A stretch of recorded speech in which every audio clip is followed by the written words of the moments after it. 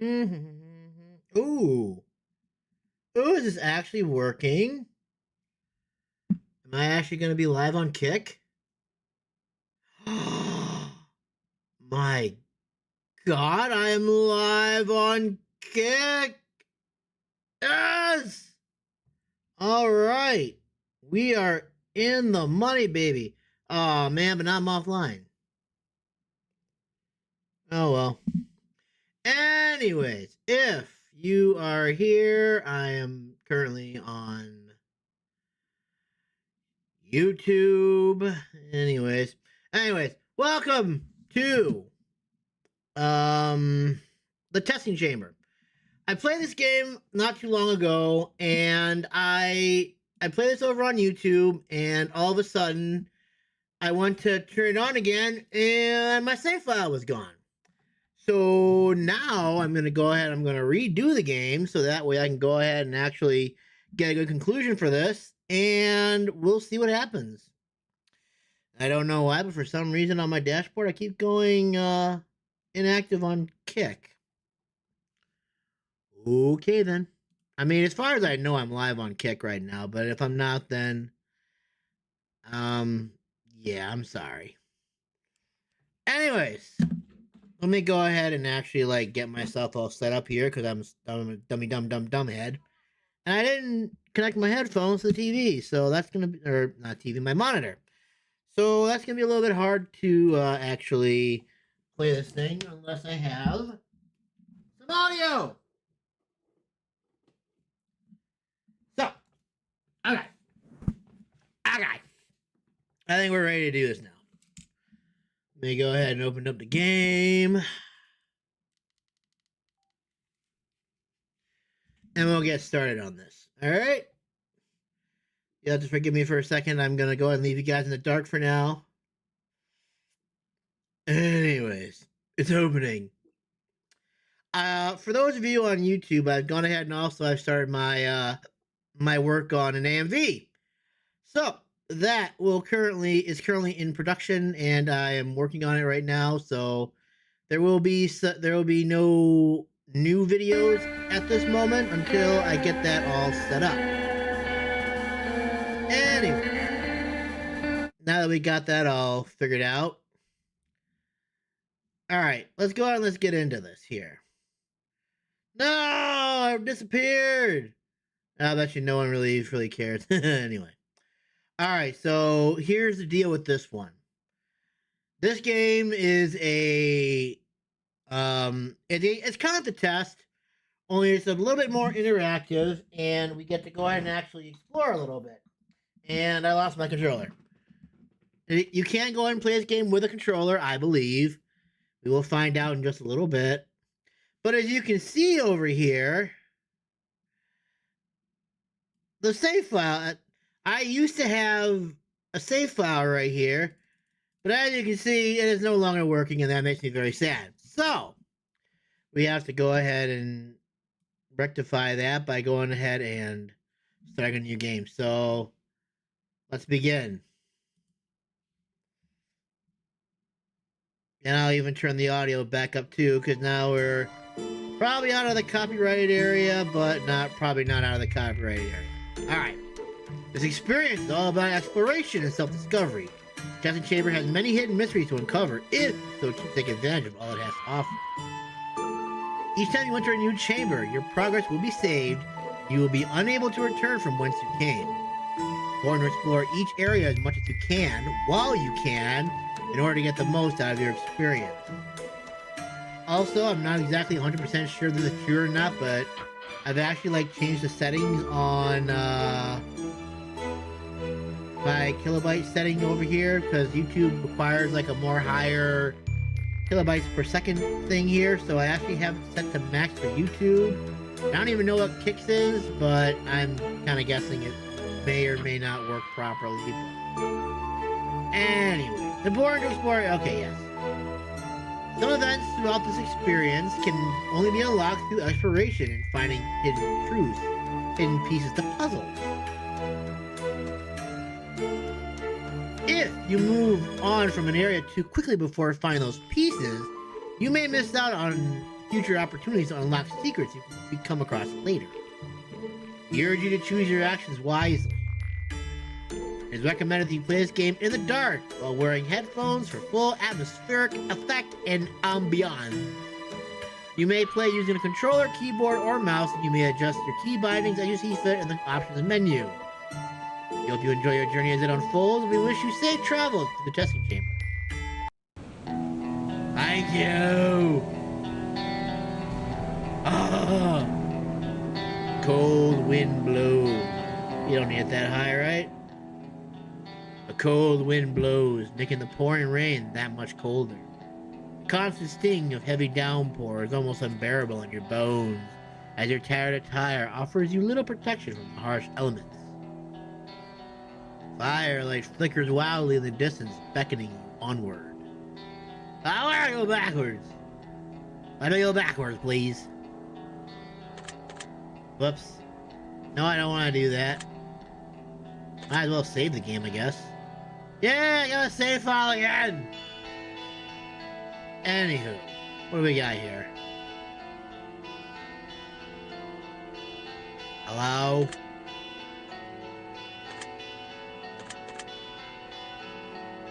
Butterfly wings wanted. Winged beasts are an unwelcome plague in these lands. All butterflies are to be captured and plucked apart on sight. Yes. Just so you guys know, I didn't do that in my playthrough over here on YouTube. And I will continue to not do that. Rest in peace, Mark Edwards. Forever loved, never forgotten. Rest in peace, Sean Williams. You will be eternally missed. Rest in peace, Felix Arvids. Always in our minds, forever in our hearts. Wooden grave marker tethered with rope sits before you. What do you want to do? I want to read the grave marker. Here rests Sloth. Time waits for no one. Time will pass with or without you. In a year from now, you can be a year ahead, or you can look back at your life a year prior and find yourself standing in the exact same position that you are right now. You don't have to want to move forward, but you do have to move. I think I'm gonna put myself over here so that way I don't have to like block the text that much. Maybe I'll shrink myself down a little bit too. There we go. Little mini bit over here. Maybe a little bit bigger. Alright, we'll keep it like that. Sloth, my friend, is the enemy of greatness. Gone. Done. Rest in peace, Sloth. Beautiful assortment of flowers are arranged to commemorate those who are no longer with us. Flame dance within the brazier. Light flickers and dims, just to wildly reignite with every breeze or gust of wind passing by. A large stone mausoleum stands before you. A solid stone door guards the entrance. You get the sense that if you decide to venture forward, there might be no coming back. What do you want to do? Want to walk away? I think that's actually the entrance into the testing chamber, but we're not ready for that yet. We haven't done what the game says and explored this area thoroughly. Also, this is very loud for me. And this is actually one of like the songs that I actually had playing in the background originally that was not royalty free or whatever. Ooh, a kitty! Hello, kitty! You know, it's a small cat-like creature wandering around aimlessly. What do you want to do? I want to pet the kitty! You reach down to inspect the tags that are securely fastened to the collar of the animal. It reads the name Lily Lils. You give Lily Lils a gentle pat on the head. Yay! Lily Lils and I are now best friends! Twinkling light radiates from a crystallized object nestled among the flowers. What do you want to do? I want to take it! John grab the twinkling object. Appears to be an encrusted flower petal, crystallized and preserved over time. Got the crystalline petal. See a shadowy visage of royalty appear briefly out of the corner of your eye. Hear a faint whisper on the wind. She loves me. The visage disappears as quickly as it came. Alright, what else we got here? Anything fun? Oh, there's a barfly! It's a buffly! That I'm not even gonna touch, so screw you. What's this here? What do we got here? Sculpture of a woman holding a set of golden scales stands tall before you. As you gaze upon its architecture, you begin to get the sense that the lack of balance between the scales represents something within yourself. Can I put a coin on it and balance it out, please? No, of course not. You begin to get the sense of the lack. As you gaze upon its architecture, you begin to get the sense that the lack of balance between the scales represents something. Okay. So we're all confused. We don't know what the heck we're even talking about right now. Anyways. Whoa! You know, it's a small cat. I want to pet it! Free little Liz! You give Lily Liz a pat on the head. Yay! Pet the kitty one more time. Okay, now we can enter into the chamber. What's this over here? Beautiful summer flowers arranged to commemorate those who are no longer with us. Beautiful summer flowers arranged to commemorate those who are no longer with us. Alright, there's nothing special there, nothing special here.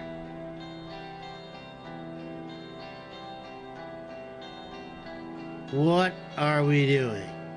Alright, so now we can enter into the chamber. A large stone mausoleum stands before you. A solid stone door guards the entrance. I would like to open the door, please. You give the heavy stone door a solid push as it begins to open. The darkness emanating from the mausoleum is impenetrable. Something beckons you from within. Entrance to the testing chamber. The pungent smell of dirt and trapped rainwater floods the cavern air. You descend a rope into the unknown. Your game has been saved. And now all hell breaks loose. A rusted mining pick leans gently against the cavern wall. Handle is splintered and weak. The tool has surely seen better days, but its purpose has been served well. There'll be a lot of reading here. Butterfly!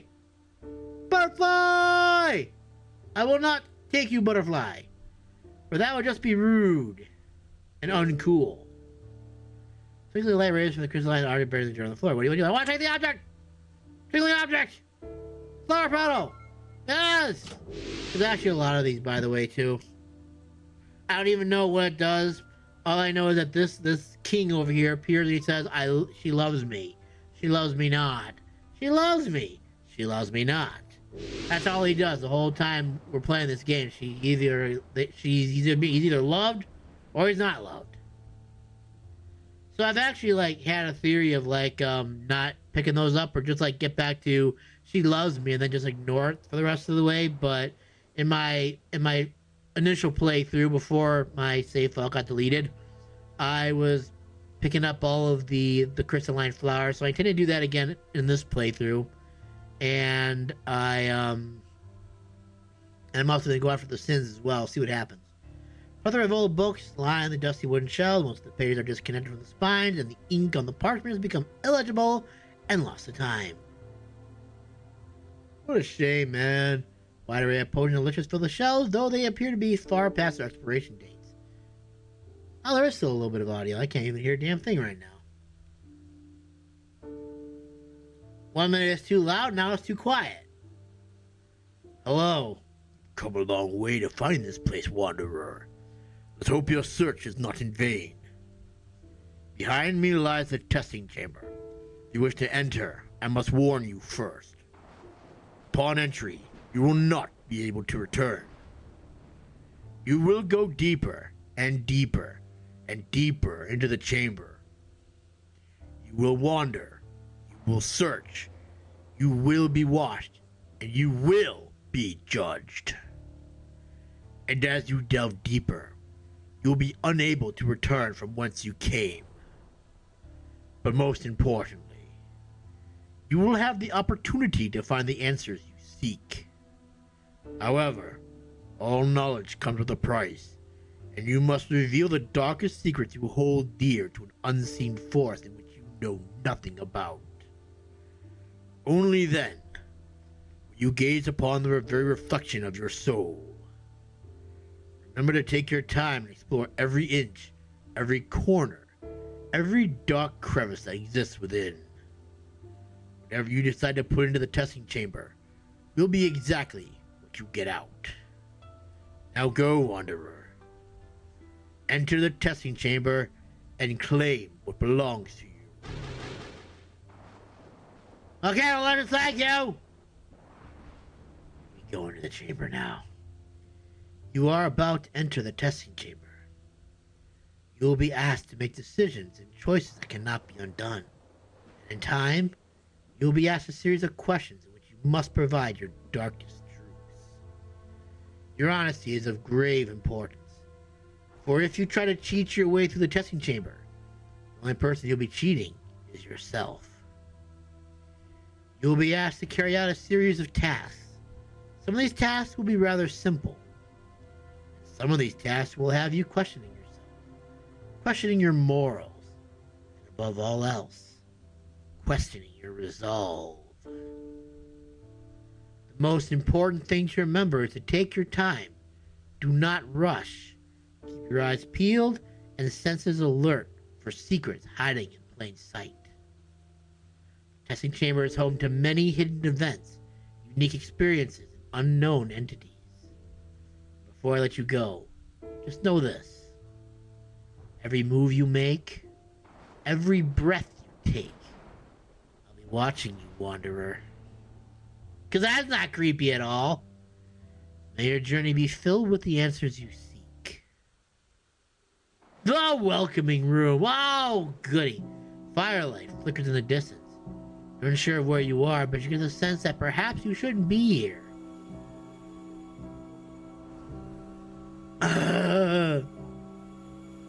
And I'm back. Ooh, a rotten carcass of a swine rests atop the table. It appears to only be half cooked and as baked meat mixes with raw, decayed flesh. Maybe it would be a good idea to go ahead and mention that this is going to be kind of graphic at times. So if graphic stuff is not your cup of tea, maybe not watch this. Cause I can get a little graphic at times. An old dusty clock is on the wall. And the clock is stopped and frozen at 1:11. Alright, let's see what we got in here. Thinking light. Alright, so this is all pretty much the same. No matter what you do, it's always gonna be the same. The king's gonna come in and be like, she loves me. She loves me. Blah blah blah. A large crack in the stone wall. Minor degradation has taken hold of the foundation and pillars holding this room up. Okay, so what do we do with that then, I wonder? Does the leather pouch resides here? What did you do? I'll reach into the bag, please. You have acquired a wisdom token. My decision has been noted. Mark has been slapped. You can be saying that a lot the whole game, the whole time we do this. Stone statue of a woman stands tall before you. Her expression is cold and stoic. What to do? Lay a token at the foot of the statue. Hear her voice echo in your mind. Attraction plants the seed. Reflection grows our desire. Here are the things we need. Flourish into what we admire. You pay tribute and receive a blessing of wisdom. My decision has been noted. Yes. Oh my. Omer ha-shattered. There's one thing that we haven't done yet. We haven't answered the questions. This is kind of like where all the fun parts of this game come into play. Except for that. That's pretty gross. Alright. An old journal made from thick animal skin parchment sits atop the wooden table. It has a list of questions with blank spaces for answers to be written. What to do? Fill the blank answers! You begin to read questions from the journal. You ink your answers upon the pages using a vial of crimson liquid that sits next to the book. Do you have any obsessions that you would consider to be unhealthy? Not that I'm aware of, no. If you were on a jury, would you be willing to convict someone of a crime that you feel shouldn't even be illegal? If I was on a jury, you'd be willing to convict someone of a crime that you feel shouldn't even be illegal. I guess it depends on the crime.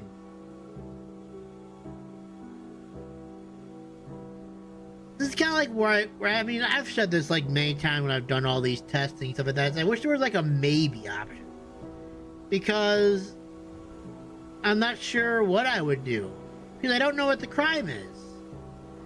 I mean, what crime would I consider to be not illegal?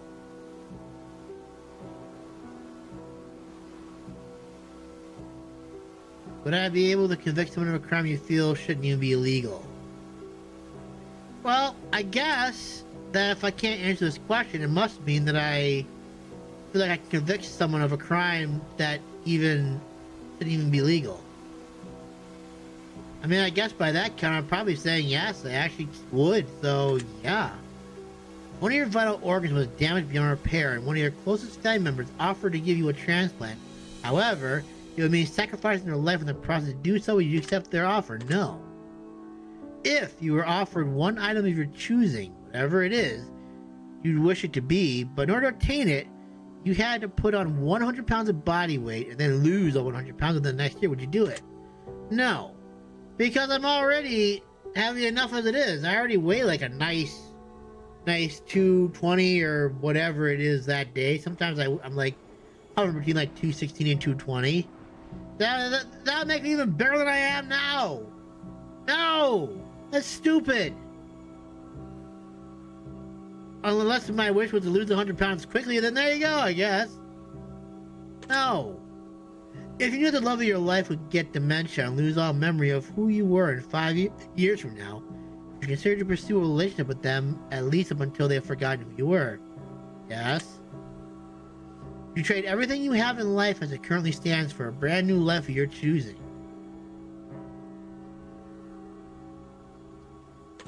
No, I don't think I would. I mean, life isn't exactly easy, but honestly, I don't think I would change the experiences I've had, because I feel like they made me who I am, and I don't think I would want to change that for the world, so no. Would you consider yourself to be warm-hearted? Sure. Do you believe you have a dark mind? No. Nope, not.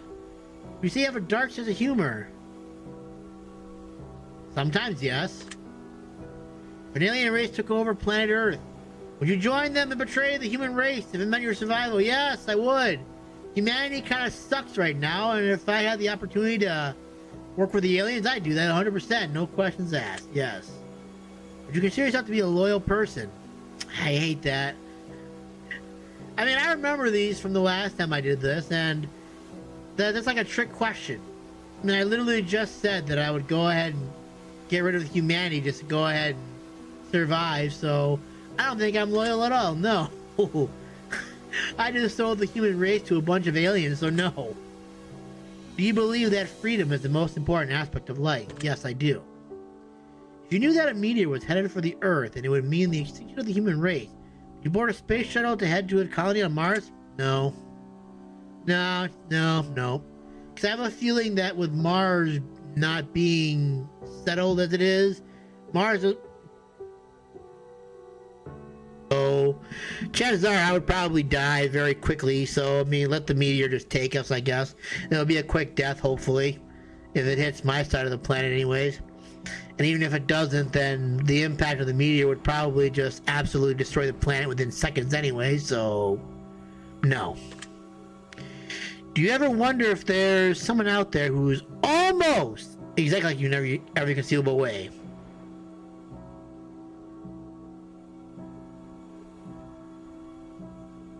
I mean, sure, why not? Do you ever get the sense that you're being watched, even when you're certain that you're alone?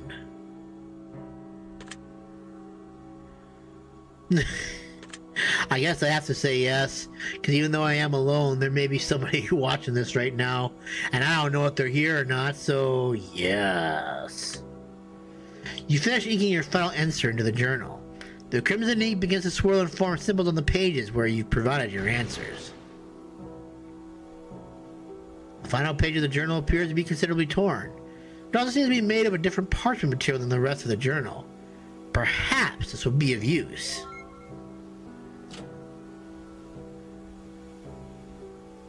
How do you feel, Wanderer? What is it like to traverse these halls? Perhaps I didn't ask you that question again once you see what's in store for you. Yeah, that might be a good idea, because right now it's not that bad, but eventually I have a feeling it won't be as good as what it is seems right now. Can I do anything with this? Alright, minor degradation. I guess not. I guess I have no choice but to go into the mirror, I guess. I was thinking maybe I might have had something that I could do with that, but I guess not. Into the mirror, you gaze deeply into the mirror. Something begins to pull you in. Ah, no! Ah, okay. The halls of purgatory. Oh my. You somehow managed to find your way behind the mirror. How you got here is beyond your understanding. But the more important question you must ask yourself is how are you going to find your way?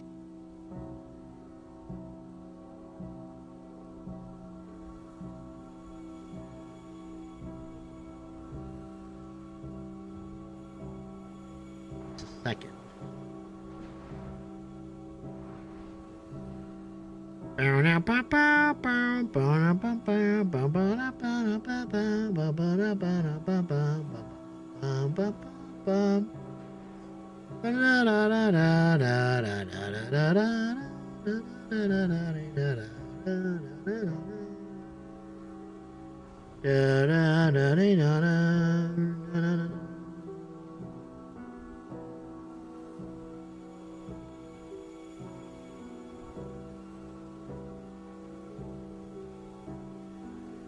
Anywho,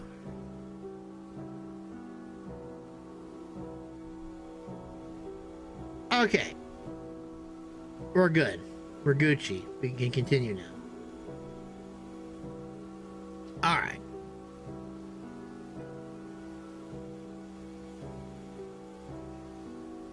Game's been saved. Yay! Okay. I think this is where I got screwed up last time, because I think that this actually pulled me in. I'm like, no! I didn't get to go ahead and get my kitty pass and all that stuff. So I'm gonna try and make sure that I actually do that this time. Before he sits in an old wide wooden chest. Appears to be locked tight. What would you like to do? Can I open it? I do not have the means. Perhaps we should try praying for some guidance. Okay. But I don't want to pray for guidance just yet. I gotta talk to a kitty. There's a kitty in here. Hello, kitty. You notice a small cat-like creature wandering around aimlessly. I want to pet the kitty. Libby Lib. You reach down and inspect the tags. It's curious dive into the collar of the animal. It reads the name Libby Lib. You give Libby Lib a gentle pat on the head. Meow. Libby Lib is so cute. Also, I got this too now, I guess, huh? Radiates. Whistling noise. Take the object. Flower petal. Yay, I got. She doesn't love me. Oh no. I'm so sad. Help. Bloodstained altar stands before you. Upon the altar rests a tattered diary. What did you do? Well, read the diary, please. My acidity has been noted. But nothing happened, apparently. Oh wait, something's happening. First entry. We all grow frantic, we begin to panic. Impending doom looming over us now. Antagonistic antics, we grow manic. We spiral as we plummet towards the ground. Pray for the winged ones to come and save us from our fall. Pray to the watchful ones to guide us before we lose it all. Pray for sickness, health, greed, and wealth, mercy, or reprieve. All our prayers we shout in vain to a God in whom we don't believe. But we must ask this of you before we decide to go. There's one thing we wonder, desperately wishing to know. What would you do if you only knew that the God you don't believe in doesn't even believe in you? Signed, Madman. And now we wait.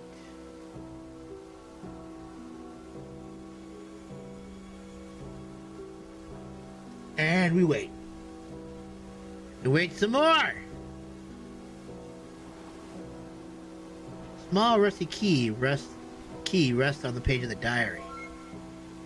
I got a rusty key. I didn't say the chest is gone, but they're still there. Can I open the door with this? Or it's in an old iron gate. Try to open it, but it won't budge. Ah, damn it.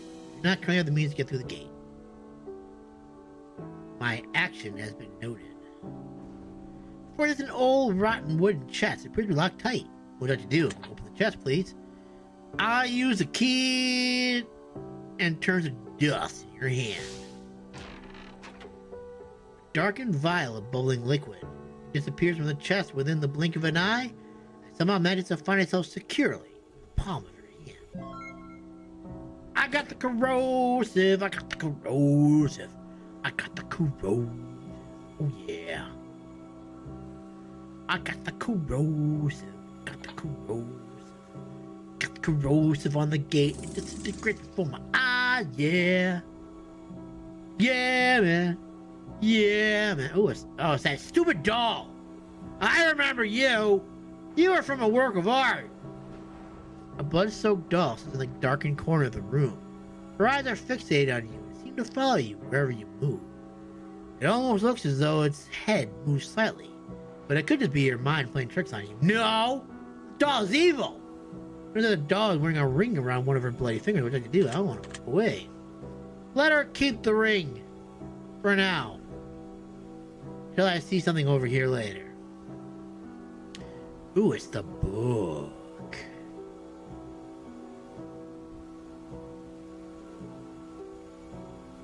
An old noose is on the table. Thick layers of dry blood coat the old dusty rope. Flakes of crimson begin to crumble off the noose and onto your hand, absorbing sweat and meddling into your fingers like thick, sticky paint. What would you like to do? Hang myself upon the highest pillar.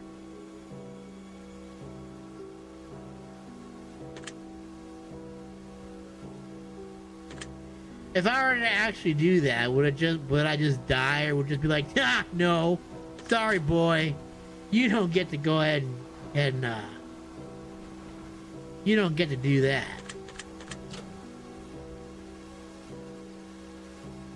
You don't get to die that easy, my friend. Curiosity is there. An old journal made from thick animal skin parchment sits atop the wooden table.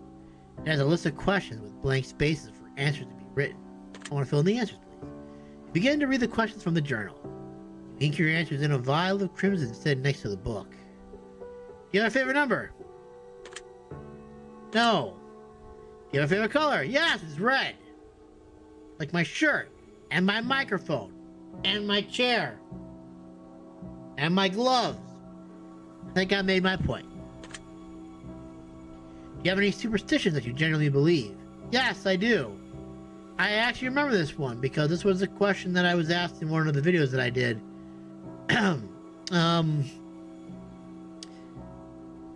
The superstition is that when you crack an egg and you put it into the thing, you're supposed to go ahead and crumple the shells.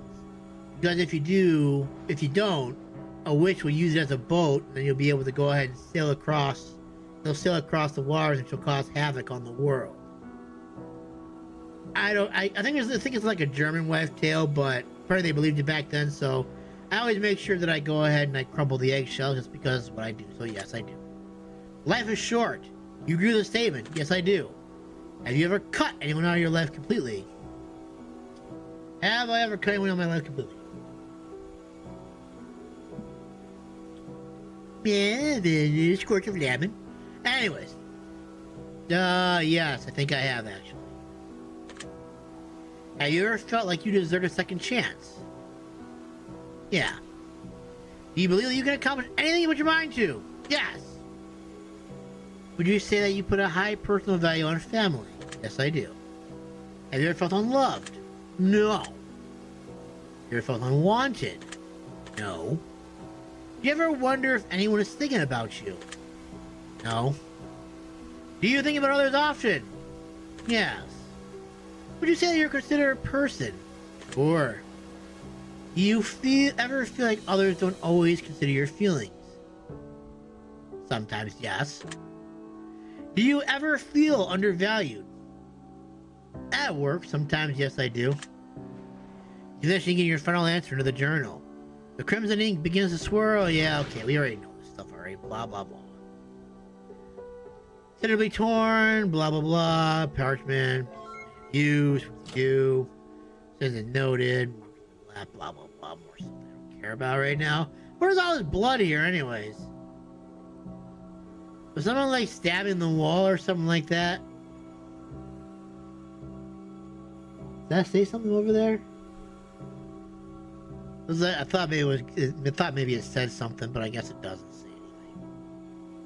Look, it told me to be thorough, so I'm being thorough, okay? Gosh. Torchlight guides the way and provides visibility in the blood-stained ash.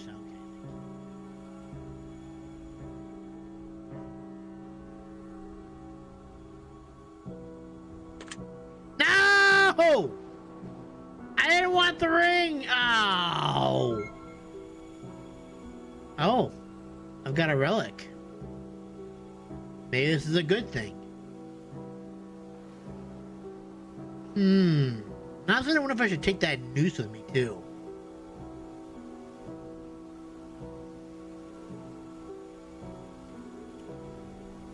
I feel like that's more for me if I just want to have an easy cop out, stuff like that. So I don't think I want to do that. See this through to the end, damn it. We're not gonna go ahead and like kill ourselves. Take the easy way out. Ugh. No, oh, it's a cat. I'm like, what the hell's that? Gonna pet Lily one more time. Yay, Lily Lib. Libby Lib. Yay, Libby Lib is happy. Alright. So I think I explored this thoroughly enough. The stillness, the silence, the abyssal darkness in the depths below. You wonder how deep it goes. You hear what sounds like breathing down below, as if there's something lurking in the darkness. You can't help but wonder just what might be gazing back at you from below. What would you like to do? I want to walk away. My sin has been noted. Yeah, my sin has been noted, but it doesn't mean it's the only way I can move forward. So obviously it's not going to mean anything until I actually just go into it. I'm just stalling for time. Best to keep my distance. I just want to be extremely thorough. And I'm pretty sure I got everything here, so I can... Lily! You're in my way. Thank you. Okay, I'm just going to jump into it this time. I'm not even going to bother to feed it. Stillness. The silence. The abyssal darkness in the depths below. You wonder how deep it goes. You can't help but wonder just what might be gazing at you from below. I'm just going to leap into the maw, just because I feel like it. Your shit has been noted. You marked on the left. Ha! Take that! Ah! You foolishly leap into the... You're not falling. You're floating in nothingness. You can't see anything. You can't taste, smell, or even feel anything at all. The only thing that you can hear is the sound of your soul being slowly masticated, devoured by every regret you've ever had. Endless potential picked apart and swallowed by the fears that consume you. I think I made a mistake. That doesn't sound good.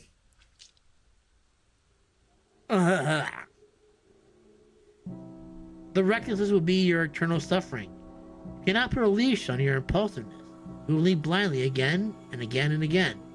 There's nothing left for saving. Is this the life you wish for? Is this all you've ever wanted to be? You both know the answer to these questions. Does that mean I didn't like my answer? If I leap into it again, what would happen? You're gonna be like, dude, what are you, stupid? I feel like I want to try it again just for curiosity's sake. Yeah, back in the same room again though, so I didn't do anything at all. Let's leap into it one more time and see what happens. Curiosity compels me to do it. Yeah, we already know. We did this already. Blah blah blah blah blah blah blah blah blah blah blah blah blah blah blah blah blah blah blah. I want to leap into it again. Your sin has been noted. Mark has been left. Be the same thing again. You foolish! You leap into the abyss.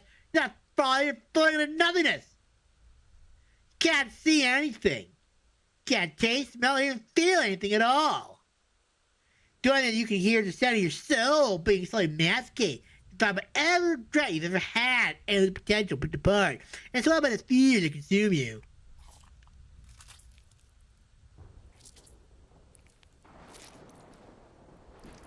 I don't think it likes this answer very much. Eternal suffering! Impulsiveness! Again, again, again! For saving. Last wish for? Want to be? Wanderer? Alright, fine. I'll feed the maw then. Sorry, God. The stillness. The silence. The abyssal darkness is just below. You wonder how deep it goes. You hear what sounds like breathing lurking in the darkness. You can't help but wonder just what big gazing back at you from below. What did you do? I'm gonna feed the maw. You hold not what the abyss desires. Your attempt has been noted. Oh, what the hell? Wait, what's this? As odd as it may seem, the welcome sight of the blood-soaked bed that rests on the dirty floor in the corner is almost comforting. Though it's probably best not to rest in a place like this. Uh-oh. I appear to have hit a roadblock. Does that mean I have to hang myself?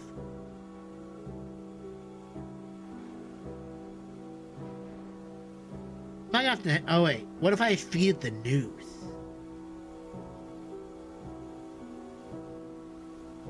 I'm gonna regret this, but I feel like I have to try just for the sake of thoroughness.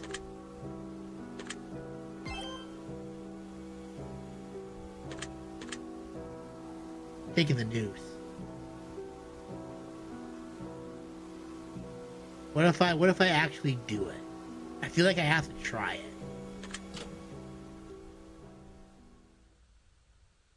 Is he gonna be like, no man, this isn't a good way to go. You find a dilapidated pillar sturdy enough to support your weight and swing yourself up. The noose wraps around your neck and the rope stretches tight as you begin to suffocate. But I'm bones. How can I suffocate?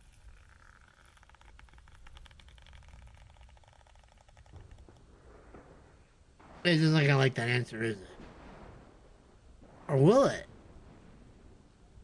No, I didn't like that answer either. You must carry the weight of your choices upon your shoulders.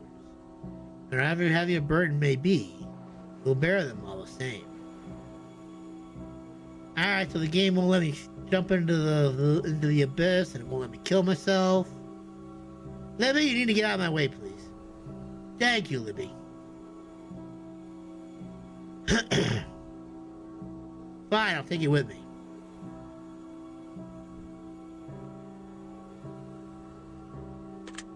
Take the news with me.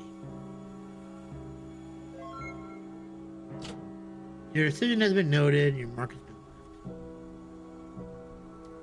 I have a feeling this is probably gonna like upset. Oh, the doll has disappeared. The doll's gone. Where did you go, Dolly?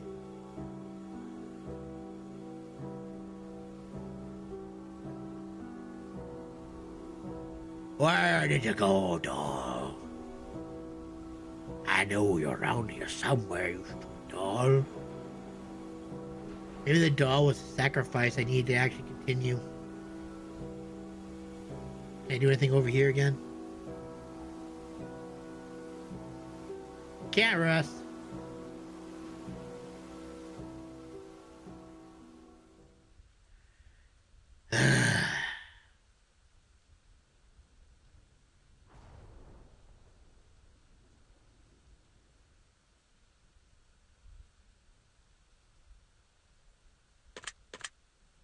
You toss the noose into the maw. It quakes feverishly with hunger.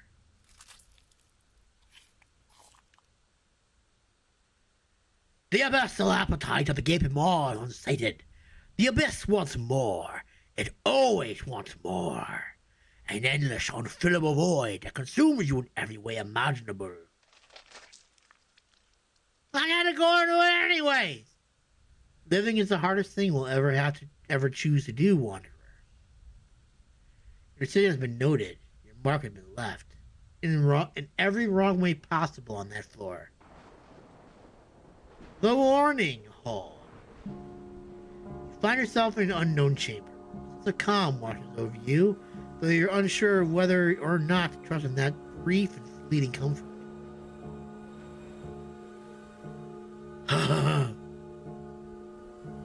Dusty clock, wall, 3:33. There's a letter here. A sealed envelope sits at the top of the wooden table. What did you do? Unopen it, please. You open the envelope and reveal what's inside. The letter! Handwritten letter addressed to seemingly no one. It reads, to whomever this may concern. I came here looking for answers. What I found, however, was far more than I had bargained for. I urge you to turn back now and leave this place, for it has already claimed too many desperate souls, seeking answers to questions that ought not be asked. If I can do one good deed with the last moments of my life, let it be to leave this warning for my next poor, unfortunate soul who may find themselves wandering these halls. Turn back now. Sometimes questions are better left unanswered. Signed, Friend.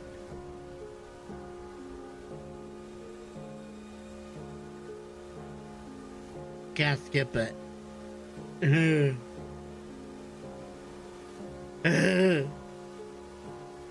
Put the note back on the envelope and leave it on the table.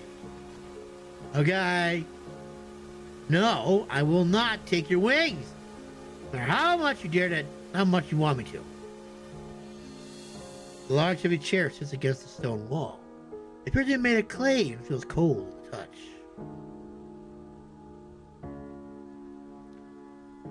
Let's get our crystal. Let's make this king sad or happy. Hey, he's happy right now. Gets to hang out with the love of his life. A leafy planter sits on the table in the corner of the room. It looks as though it's been freshly watered.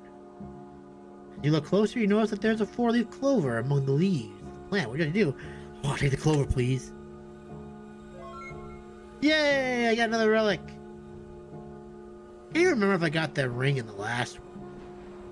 I don't know why I'm thinking about the doll, but there you go. I'm thinking about the doll. Anyway, no journal, questions. I think the game is probably telling me, like, hey, maybe you shouldn't answer these questions because, you know, maybe something bad will happen if you do answer the question. But I can't help it. I fill them in. Would you consider yourself to have an addictive personality? Probably not, no. Would you consider yourself to be impulsive at times? Very much so, yes. Would you consider yourself to be abnormal? In a certain way, shape, or form, yes. Yeah, sure, why not? To your knowledge, you've been tricked and deceived by someone you care for. Yes. Except it's not care for. It's like cared for. Completely different. Would you say you sometimes have a difficult time letting things go? Not really, no. You forgive easily? Unfortunately, I think I do sometimes, yes. You have to be a liar? No, not really. When someone lies to you, does it feel like an insult to your intelligence?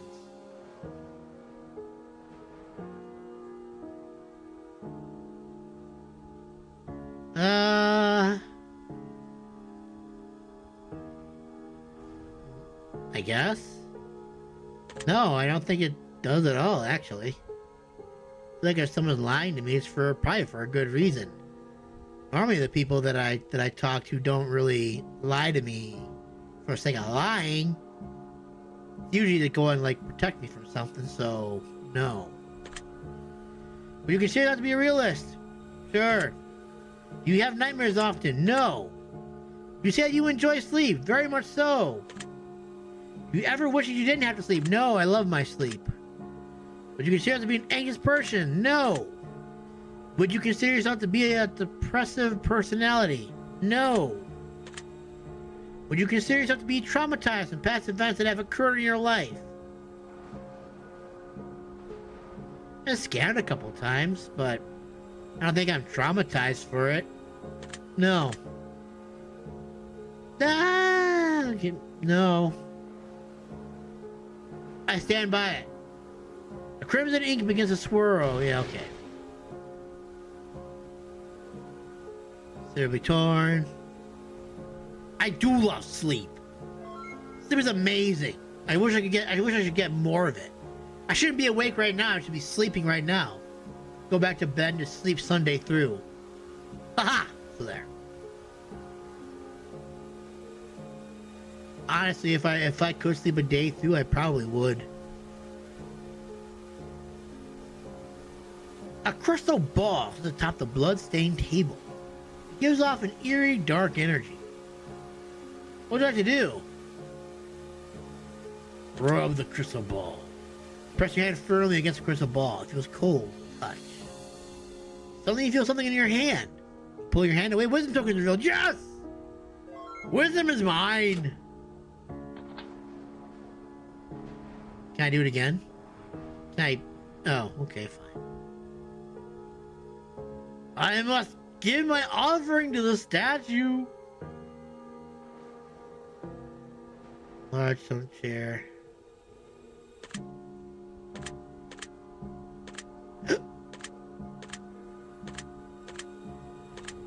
I still want to know why it's got these zeros here for, and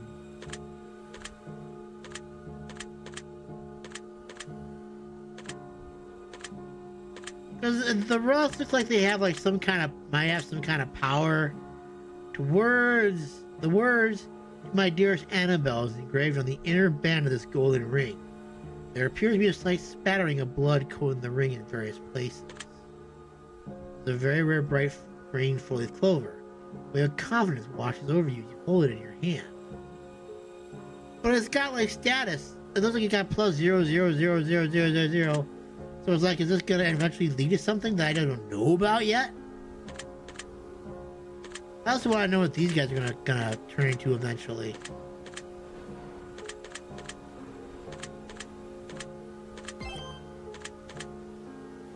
Alright, now I guess you gotta pick a door. Left or right? Eeny, meeny, miny, mo. Catch a tiger by the iffy colors. Let it go. Eeny, meeny, miny, mo. My mother told me to choose the very one, and I pick you. Screwed over both ways. Alright, right door it is. Before you stands an old wooden door with an iron handle. Once you venture through a door, wanderer, you'll be unable to return. Make sure you're ready to depart before you continue onward, and tread carefully. Yes. Oh. Letter, butterfly, questions, thing.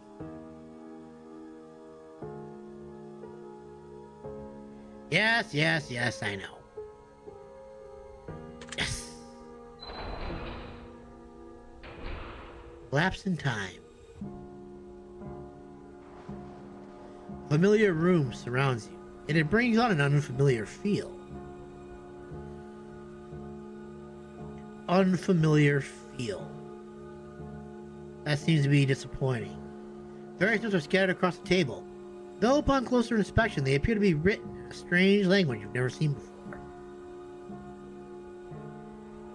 Is that all I can do with them then?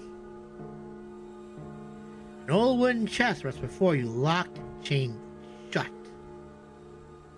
A handprint appears to be carved to each side of the chest along with a set of words. Few words are as follows. Dream, nightmare. What did you do? I want to rest my hand on dream. Chain on the chest breaks with a loud metal clank. Kind of the chests are yours for taking. God, angel feather, yes. I have made my decision. Keep this with you as you continue your journey. For it will be of importance to gaze upon your reflection. I just can't wait to see what this is all going to end up being at the end. 444. The wisdom of the god. No!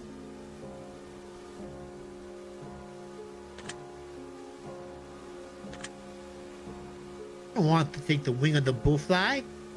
Twinkling light rays from a crystallized out of the floor. Piercing what I do. I want to take the item. I want to make old King, what's his name, miserable.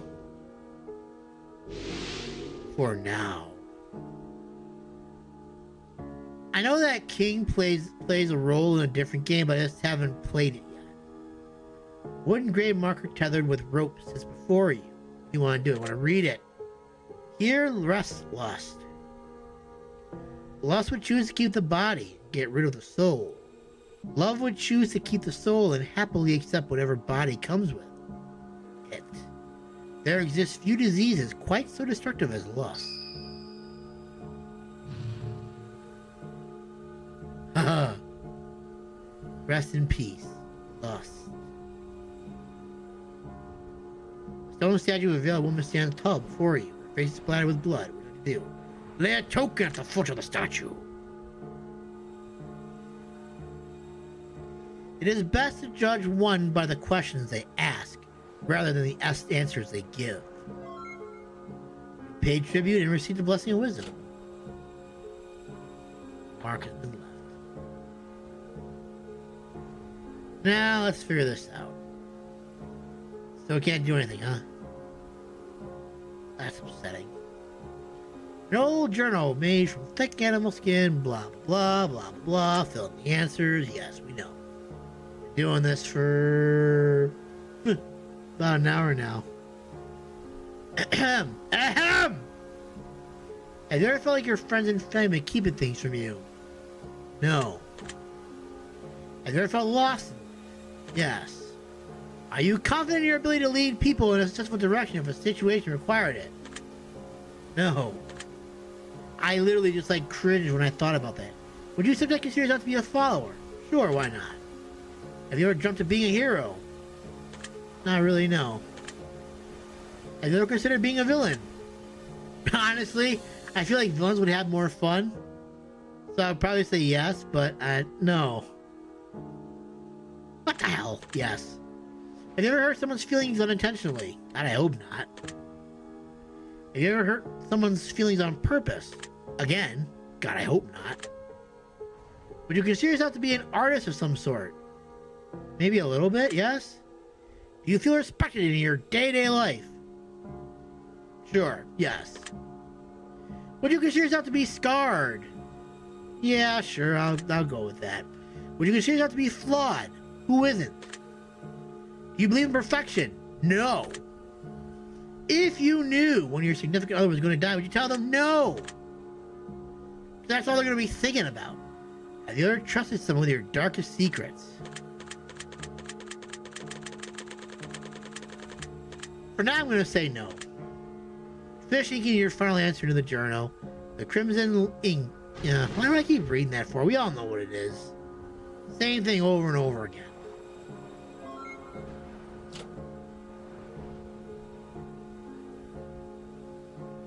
I feel like I want to go through the leftovers time. Or do I go with the side of lust? If I go through this door, do I go through a lustful door? Let's find out. Yes! Old...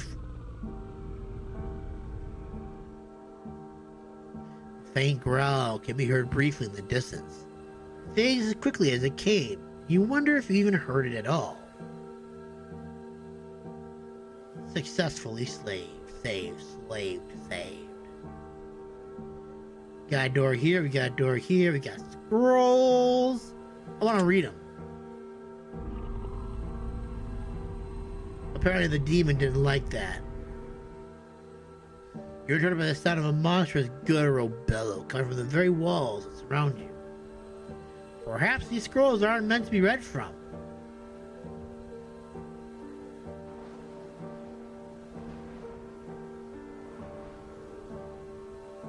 Ah! Won't let me read them again. Ooh. Steel keg seems to be bleeding and profuse amount of green. Ooh. The liquid is quite viscous and smells of alcohol.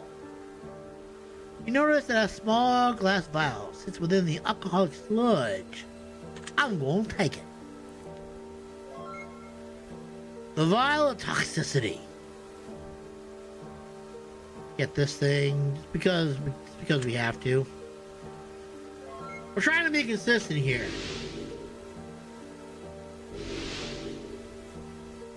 I have a feeling that this is gonna end up on She Loves Me Not, but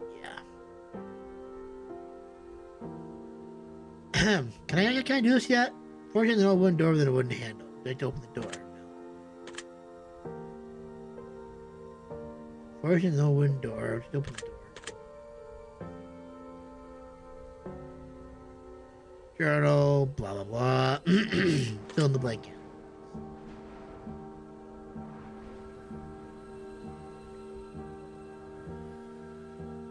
Okay. Would you consider yourself to have a great deal of empathy? No. I don't think I do. Would you consider yourself to be a romantic soul? Sometimes, yes. Do you ever make reckless decisions that you later end up regretting? I'm going to say no. Would you consider yourself to be nosy? Not really. Do you ever sing when no one is listening? I sometimes sing when people even aren't listening, so yes. Just quieter. I don't sing as loud when people are around. Do you ever feel like you can't be yourself in front of others? No. Do you trust everyone in your social circle entirely? I mean, no one's ever given me a reason not to trust them, so yeah. Would you say that you've had a happy childhood? Yes.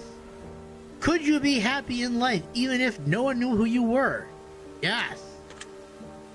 Would you be happy being a performer for a living? Yes. Do you typically avoid big parties or social gatherings? Yes.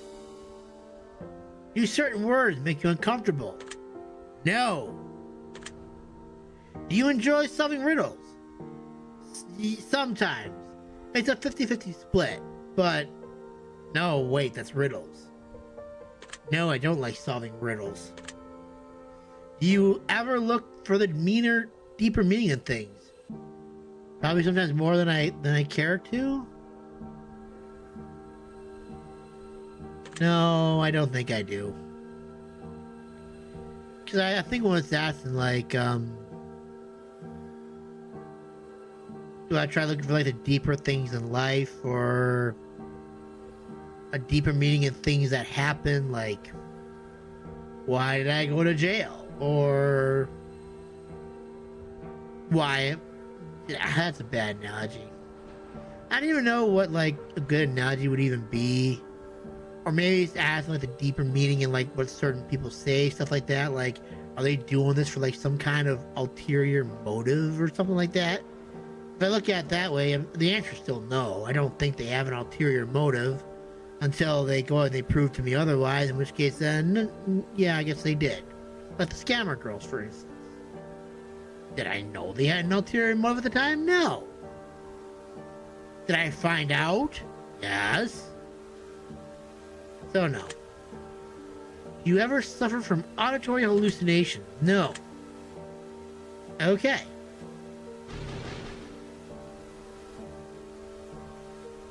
Book.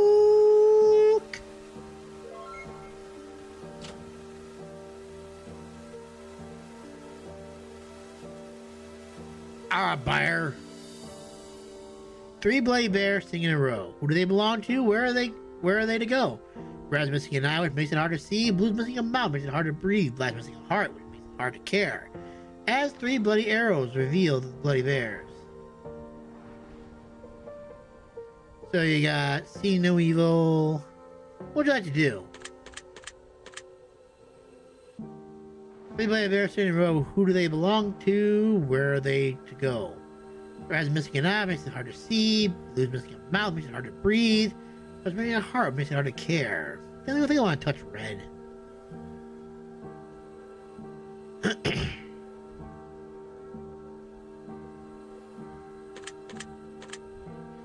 Reach out and touch the bloody red bear. Feel something hard protruding from its abdomen.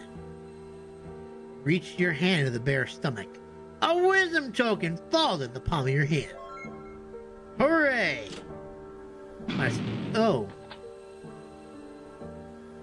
Sound of a door unlocking can be heard in the distance. Did I help you good? Ah, jeez.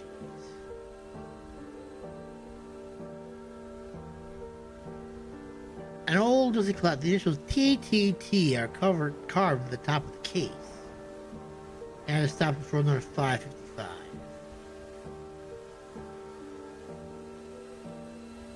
Let's see here. Do I want to go left or do I want to go right?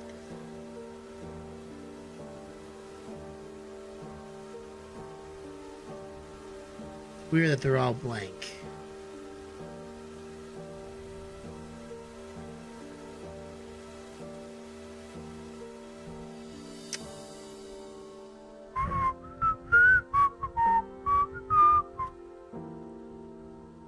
Someone give me a door to go through. Left or right?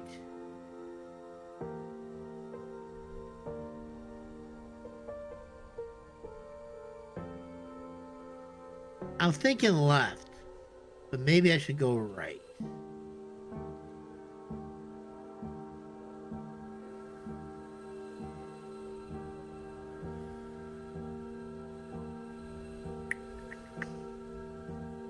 I don't know, I'm kind of vibing with the left door. I'm vibing with the left door over here, but I'm not sure if I want to do it.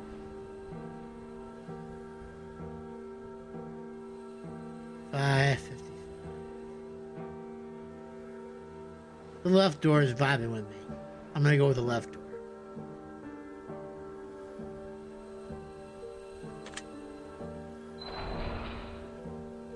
A midnight snack. That didn't sound good at all. You hear sounds of flesh being ripped from bone, pulled apart, and devoured somewhere in the room. It seems to be coming from a darkened corner of the chamber, just out of firelight.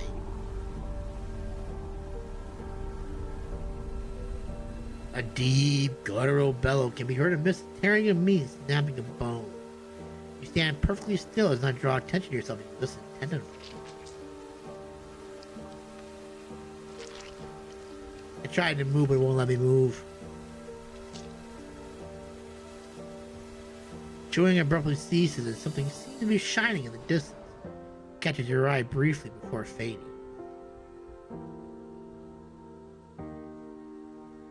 Oh. Get out of my way, you pretty butterfly. I don't want to hurt you, butterfly. Oh. We got bones! What's this? Small ritualistic altar rests on the dirty floor. Coins set among candles, all surrounding a picture of a mirror. On the coin, you notice there's one in particular that's only half of a coin. And walk away. I don't need no coin. I already have a coin. I am taking this though. Oh my. Where be the good king? The good king is nowhere to be seen in this one. Bones, bones, rattling bones. Snack. Come across skeletal remains of what appears to be a recent snack from some voracious creature. Torn pieces of flesh cling to the bone, but there's not much left of the corpse to inspect. Bloody remains emit a great deal of warmth, which suggests that this unfortunate victim was eaten while they were still alive, mostly within mere minutes of your arrival at the chamber.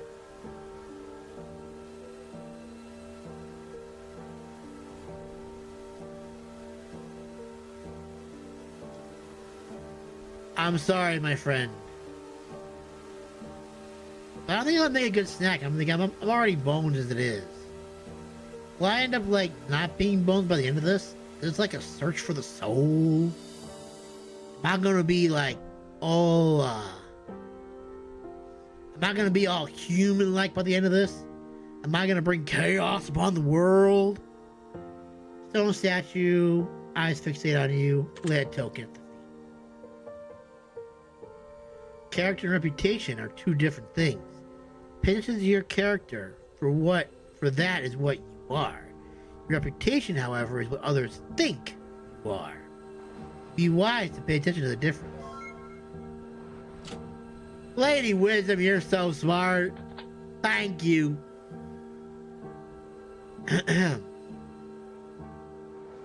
Sparkling goodness! Something's reflecting firelight, giving off a slight glimmer from a... What do you want to do? I want to spark the glimmer.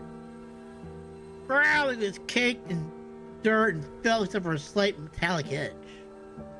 Grab the object between your fingers to clean off the muck. A wisdom token shines brightly in the palm of your hand. Another wisdom token for me.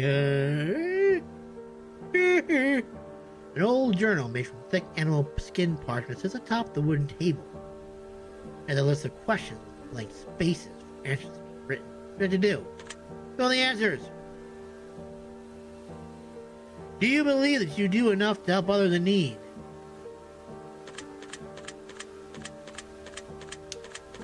That's a tough one.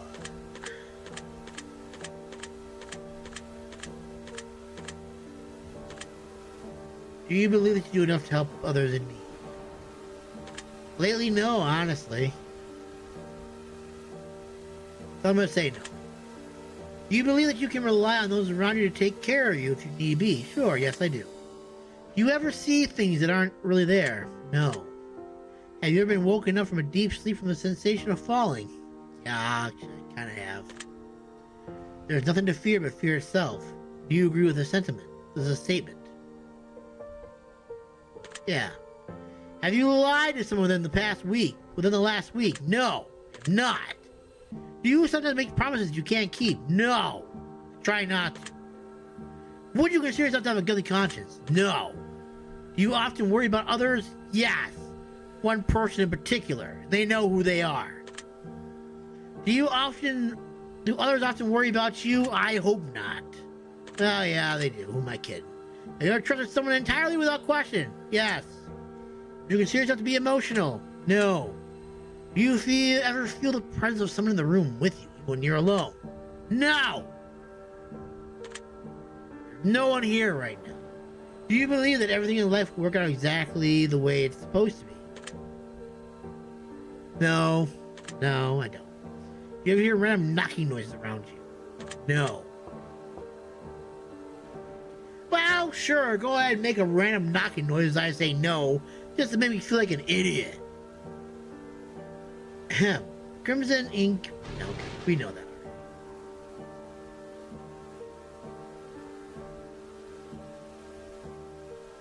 Practice to be used.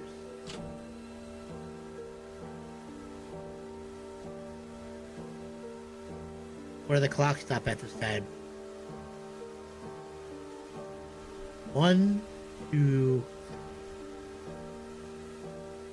I did the lady token, right? Yes. Ah, it's fixated on me. Let's see. I kind of want to go this way because I feel like this way is a little bit less. This is more of a happier path to go through, versus like the death trail. If I go this way. Before I stand in the wooden door. Yes. The leftovers. Putrid stench emanating from somewhere in this room permeates your nostrils and makes you retch violently. The game is successfully saved.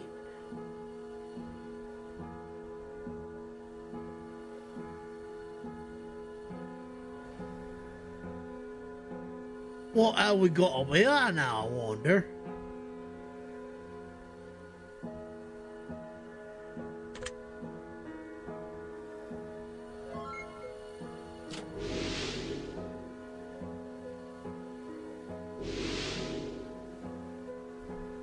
No one chest locked, handprint, blah blah blah. Two words are as follows. Food and water. What would you like to do? Water. Metal clank. Cut of the chest are yours for the taking. A glass bottle of water. Yummy, tasty, delicious water. Wooden grave marker tethered with rope. Breathe the grave. Rest in peace, envy. Jealousy and envy are our internal consciousness and confession of our own inferiority, and admittance of another's superiority to what it is we feel. We ourselves are lacking within us.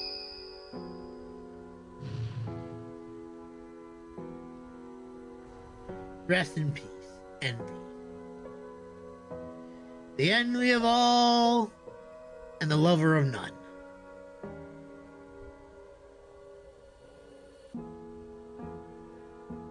No, dusty clock. See the reflection of the room in the case of the clock, however, you cannot see your own. Well, that's unfortunate.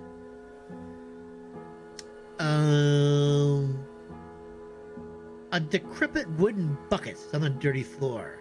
There's a note sitting at the bottom of the bucket. Upon further examination, you notice a crude dagger alongside the note. The note itself reads, "No sacrifice, no entry." What would you like to do? Place the dagger and note back into the bucket. You place the dagger and note back into the bucket. The dagger makes a clink noise as it hits something hard at the bottom of the bucket. I retrieve an object. I got a wisdom token.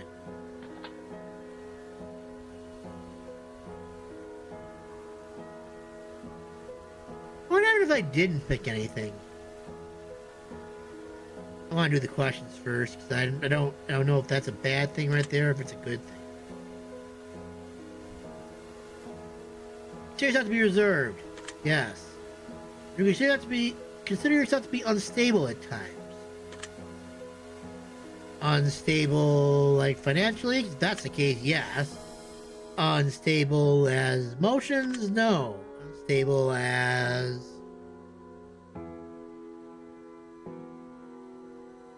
my balance? No. Do you ever feel like you're constantly having to defend yourself to others? No, not really. Have you ever stood up for someone who you probably shouldn't have? No, I have not. Has anyone ever stood up for you during a time where you were in the wrong? I was in the wrong? No.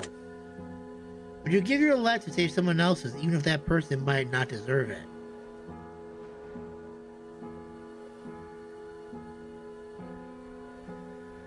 Would I give my life to save someone else's, even if that person might not deserve it?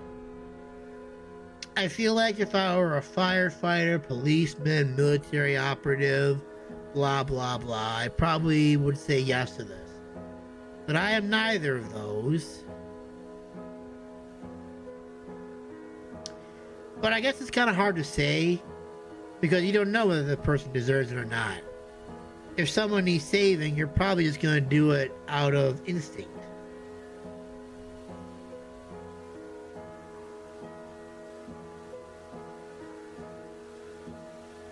Would I do it though?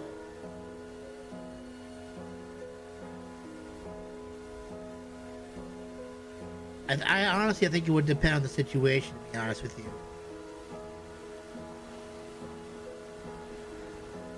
I feel like I would though. Especially if it was family. So yes, I think I'm going to say yes to that.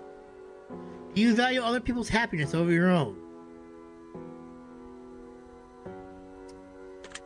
I mean, I feel like I have to say no. Because if you can't make yourself happy, how are you going to make other people happy? You probably should value your own happiness before you go and you give happiness to others. So I'm going to say no. Would you consider yourself to be selfish at times? Yes, I do. Would you consider yourself to be selfless at times? That's the same question. Selfless, selfish, and selfless. Yes, to both. You ever feel like others judge you without getting to know you? I feel like who doesn't? That's just part of being a human, I guess. Do you typically make friends with people who are very similar to you?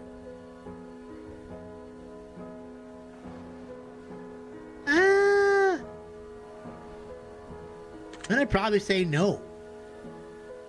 Because I do have, I'm mostly talking about the guys that work here. But, like, do they like to skateboard? I don't like skateboarding. As far as personalities, it's like, they're hard workers. I mean, I'm going to say no. Would you consider that to be a loner? Sometimes, yes. Would you consider yourself to be shallow at times? Yeah. Do you ever judge a book by its cover? Honestly, yes, I do. I'm not gonna lie. Do you ever feel manic at times? I don't even know what the word means, so no. Especially getting your final entry into the journal.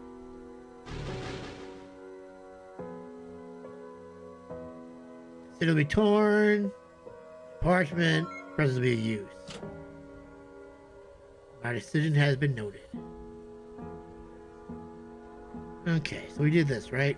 We got a wisdom token. Ooh, my contribution is much appreciated. Hell yeah. I gotta touch this. A rotting plate of God knows what sits on the filthy, blood-splattered floor. Maggots crawl in and out of the rotting refuse and flies swarm in it. What does he do? Just walk away. It's probably for the best.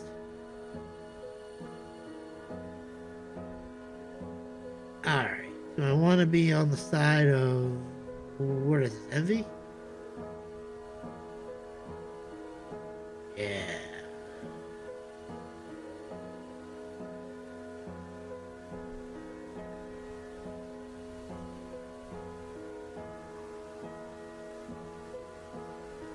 I go this way.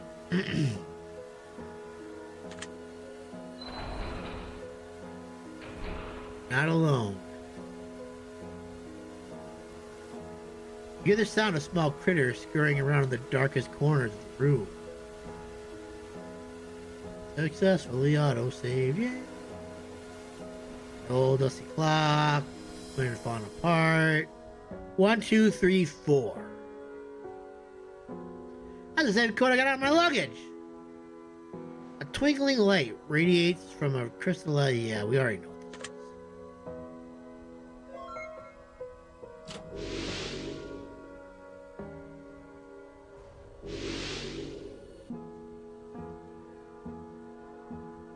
Lady Goddess Wisdom. Wait, there's two of them down here? No, that's a hole. That's the clock. That's a mirror. And that's the book. Questions.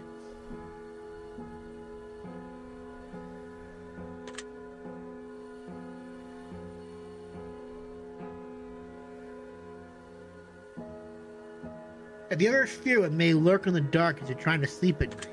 No. Do you find that you get bored easily when you're on your own? Yes. Do you often find ways to keep yourself entertained? Yes. Would you say that you're someone who enjoys their own company?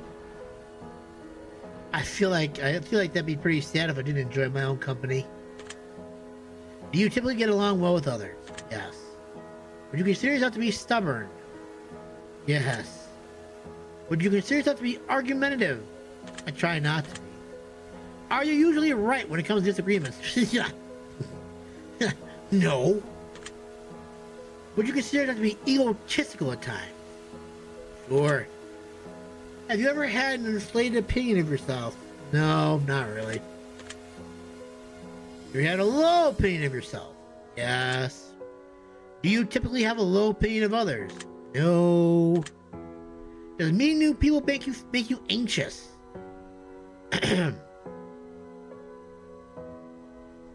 Honestly, if I look at it from like the delivery sense, no, it doesn't. Sometimes I meet up with people. Sometimes I meet up with customers, stuff like that. We just kind of like They're there to accept their delivery, stuff like that. Sometimes they're there, and I don't like to surround them, so no. No! Don't go up to yes and make me a liar. Have you ever fantasized about living in a world all by yourself? No, I don't think I have, actually. Would you consider yourself to be the center of your own universe? Sure. Finish inking your final answer to the journal, Crimson Light, blah, blah, blah. Something I don't care about right now. Because it's the same thing over and over and over again. We already know what it's going to be. We had torn journal page. My decision has been noted. And the mark has been left. Oh, why statue? Please give me your wisdom. Understanding requires much more depth than knowledge. Perhaps many know you. Not many understand you.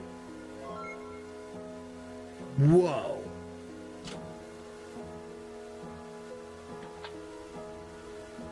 That was deep. Put my hand in the hole. I'm gonna look into the hole.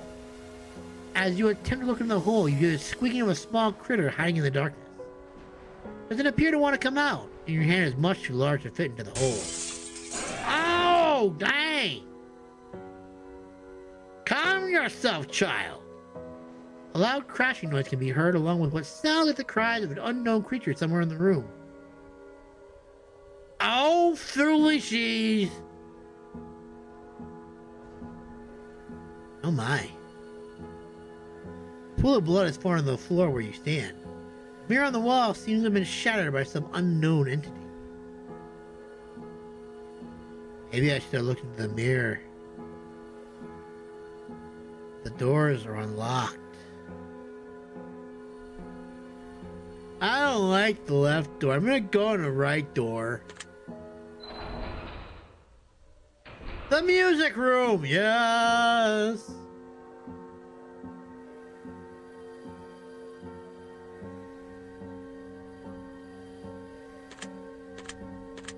I should do a save of my own.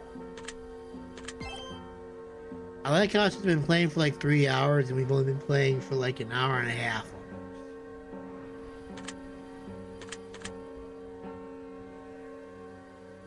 Total saves in the cover 3, torn pages found 8, petals acquired 10.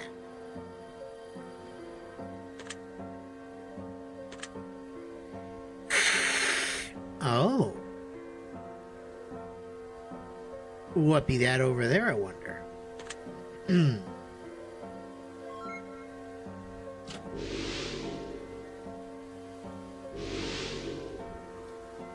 We'll come back to you in a second. An organ, and a pot, and a clock. Music notes appear. The clock is 3 foot. Wait, what did it say? Musical note appears to be carved in the bottom of the clock's case. 3, 4, and 5. An old organ rests against the stone wall. It's caked in thick cobwebs. Spiders skitter quickly across the keys. What do you do? I want to play the organ. On the dusty, spider-infested keys, and begin to play a few notes.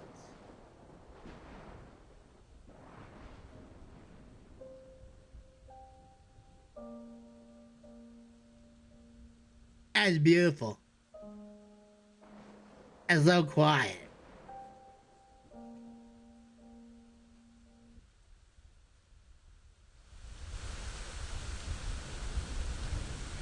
As you continue to play notes, you hear the distant sound of a violin playing along with you, coming from somewhere in the darkness.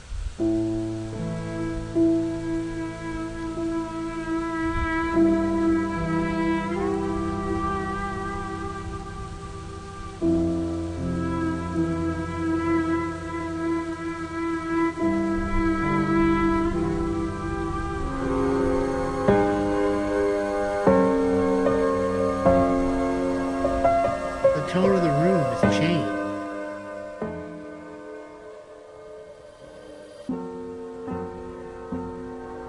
The room has become musical, so to speak. A dusty clay vase is on the ground before you.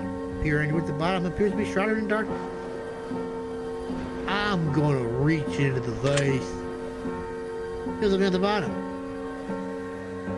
Ah! This is a wisdom stone. Calm down. It's okay.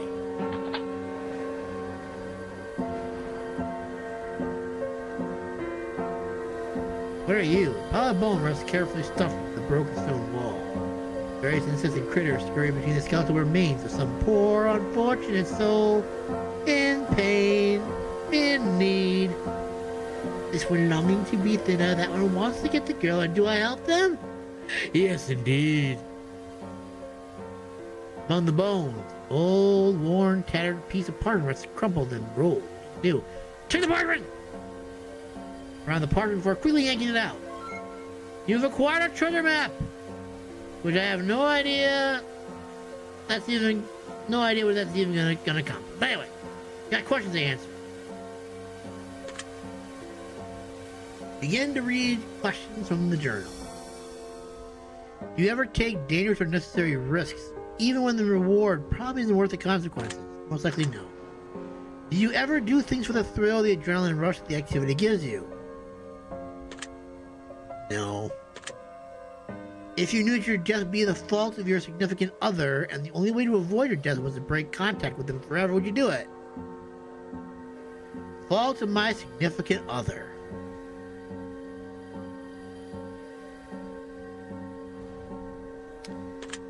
No.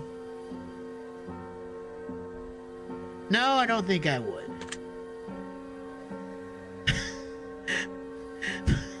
But real talk, though.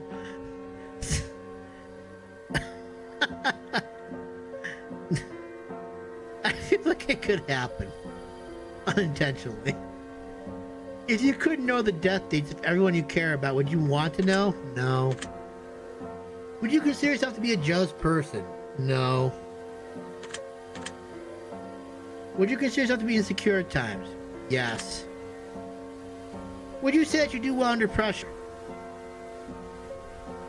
Sure, yes. Sometimes yes. Sometimes no. It's physical. I'm gonna say no. Have you ever consider leaving Earth forever? By suicide? No.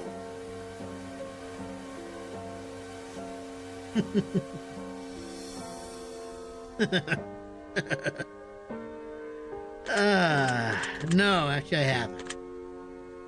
You ever pray? Yes. If you travel back in time to a previous period in time, would you?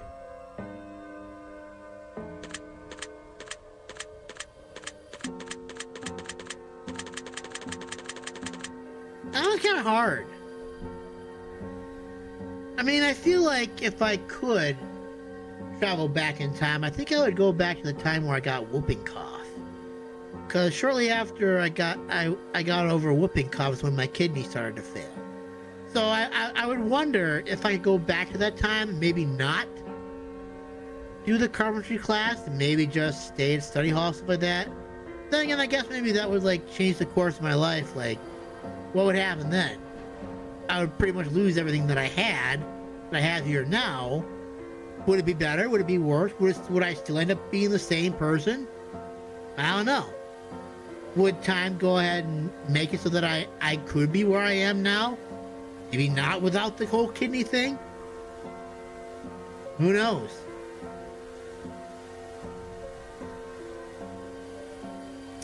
But I guess I'm going to say yes. I think I probably would.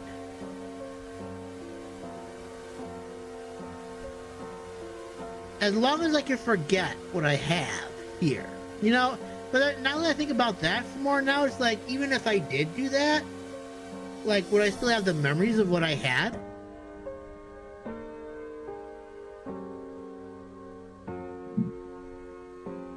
And I guess the question would be, like, even if I did do that, would my life still be where it is right now? Would it be better? Would it be worse? Would it be miserable? Would I be happier? I don't know. And I'm going to say no to that just because, like I can still improve upon what I have now. So I'm going to say no. If you could fast forward your life without having to currently live, would you? No! That's like a click thing right there. Good lord. Saw what happened with that one.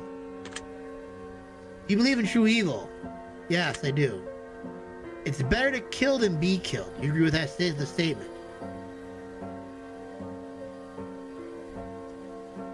Again, it depends on the situation. If someone's going after my family, I'm going to kill them. If they're hurting my family, I will kill them. They will not live to see the next day. If it's killing just for the sake of killing, no, I don't agree.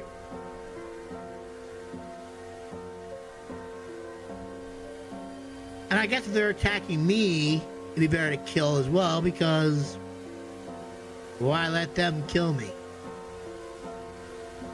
Yeah, I'm gonna agree with it. Is there someone in your life currently that you fear? No. To your knowledge, has anyone ever been afraid of you? Doubt that very much.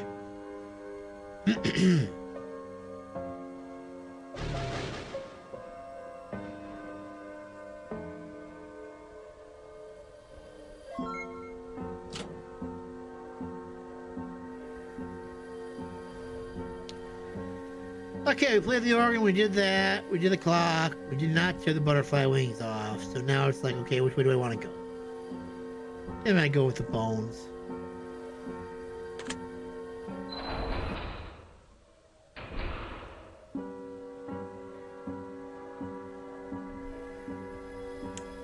Distant aroma of old musty books sweeps across the room. Game is successfully saved! Hooray! Hurrah! Cobwebs of the old tombs, and many of their pages no longer remain intact. There appears to be one book left on the shelf that is in noteworthy condition, and it just may be legible. What do? I want to read it! Look through the pages of the well-kept book until stopping on a page with something of interest to you. It appears to be a handwritten page of some sort, perhaps a journal or diary.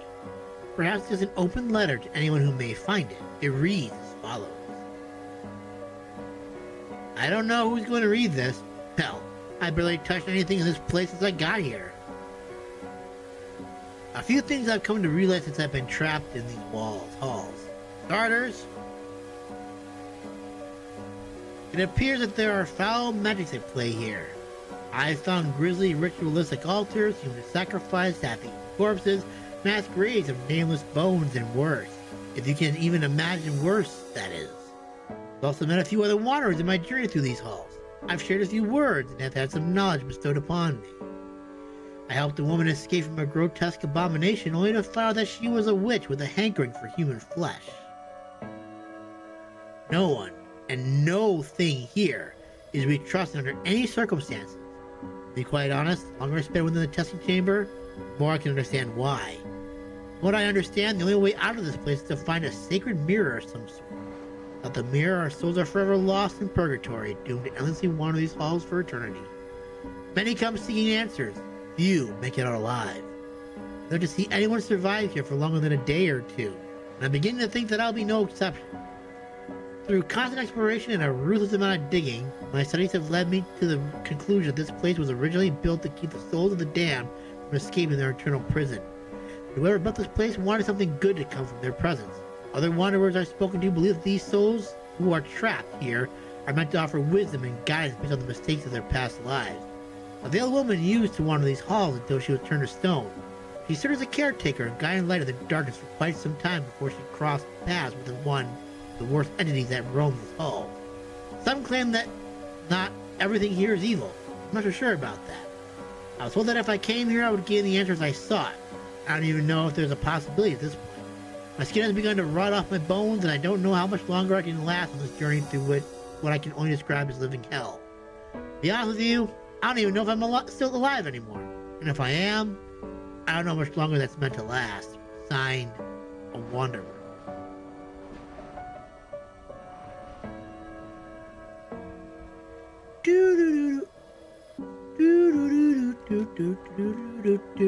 Can't make it go faster.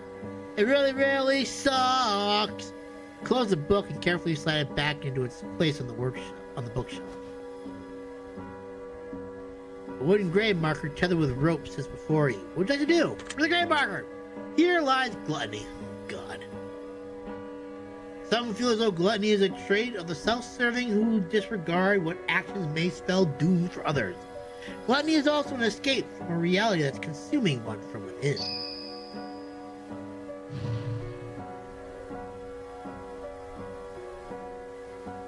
Clock on the wall, cobwebs. 11:11. They look as though they've barely survived a fire at one point in time. One book in particular appears to be unburnt. Matter of fact, it doesn't even look like it belongs with the others on this shelf. I'm going to read it. Unburnt book is on a page. There's a butterfly. Various depictions of human-like figures morph into small critters. Arms and legs shrink. Torsos turn to smaller abdomens. And some of them even sprout wings, judged by the imagery. The book has a detailed passage about various things you might encounter in the testing chamber. It reads as follows. The trapped souls who seek vindication and absolution, read on.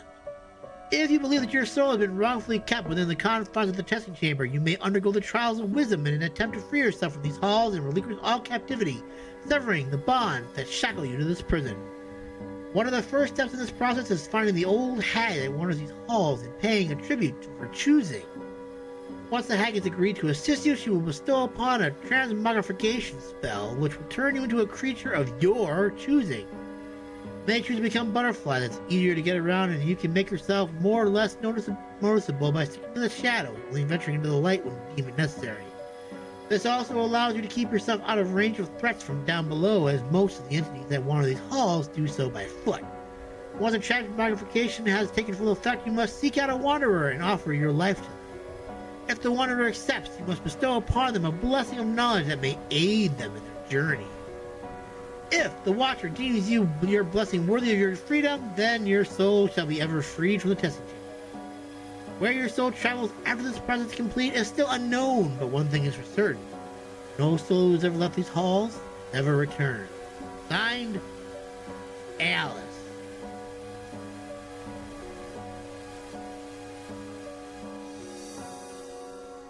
So apparently these butterflies, I guess, are like humans. And I guess by not freeing them, I'm an absolute dick.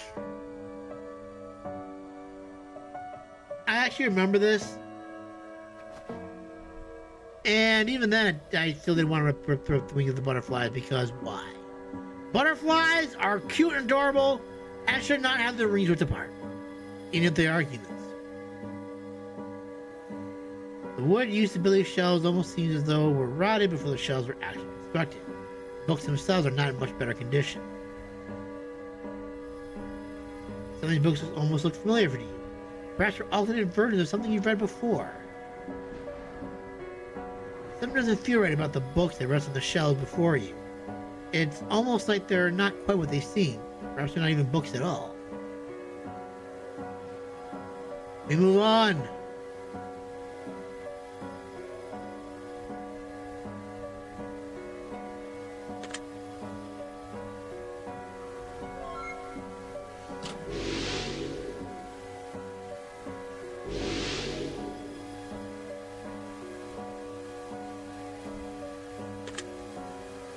A token. Echo. Others will always treat you in any which way you decide to let them. If you wish to be treated differently, show them what behaviors you will and will not accept. I have paid tribute and received a blessing, wisdom.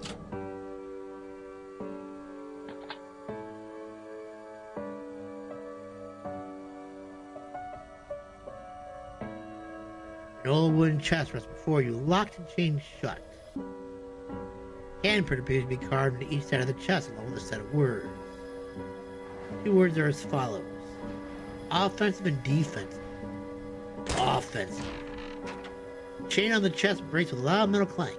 Kind of the chest of yours for the taking. Yes! You will live with your decision whether you like it or not, Wanderer. I am okay with that. Me thinks me's fine with my decision.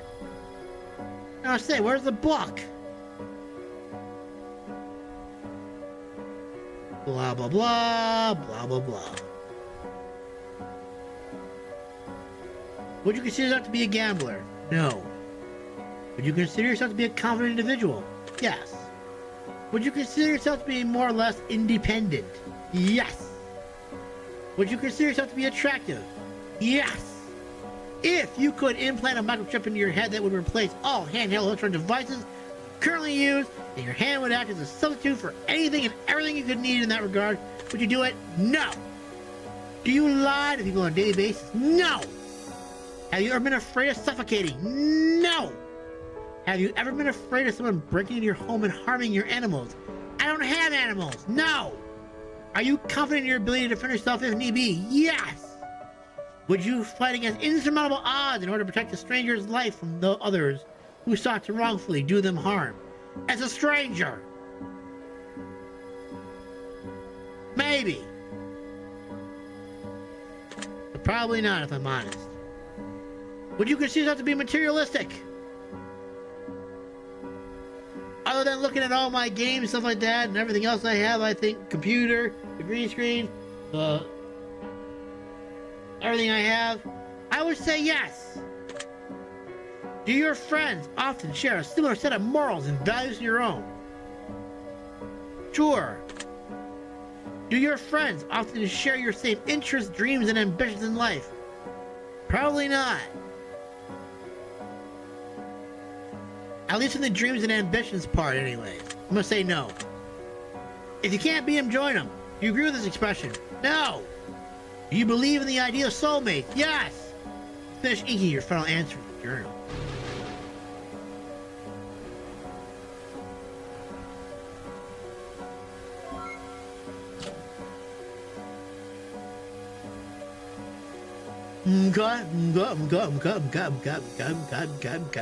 Okay.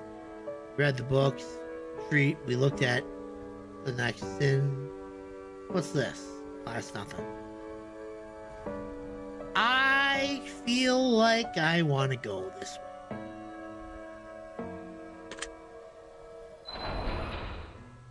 Paradise of the Damned.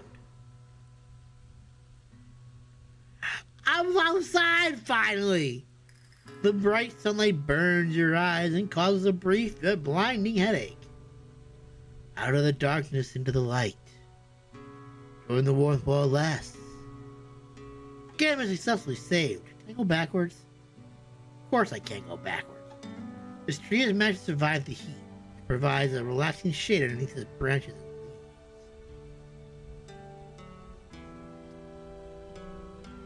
A winged totem stands tall before you. An orb made of crystal absorbs sunlight and produces an incredible amount of heat, glistening and gleaming brightly. What would you like to do? I would like to peer into the orb. Gaze upon the orb and peer deeply into the glass. Something beneath the orb glimmers in the sunlight. I got a wisdom token! Yay!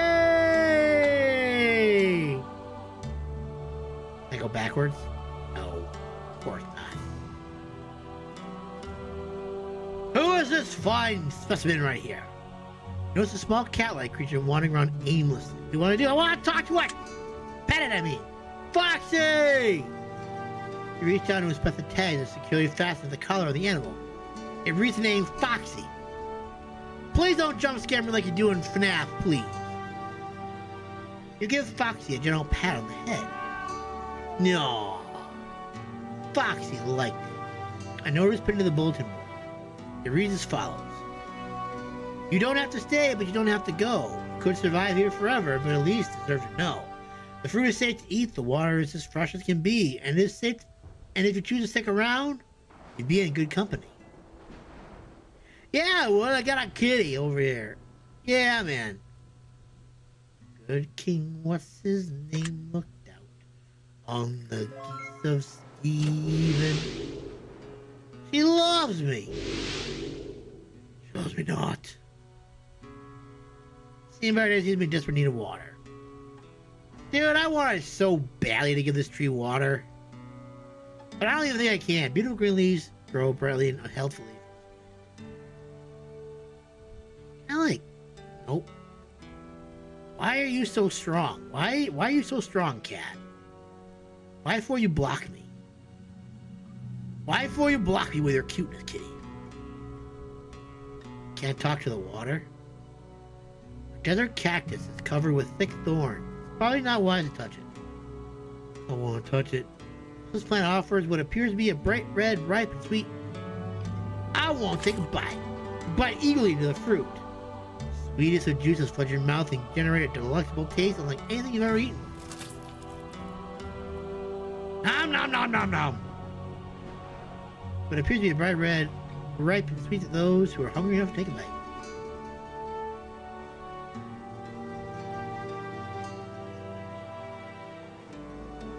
The tree has managed to flourish in spite of its environment. Water runs cleanly beside the tree, clearly offering much needed sustenance.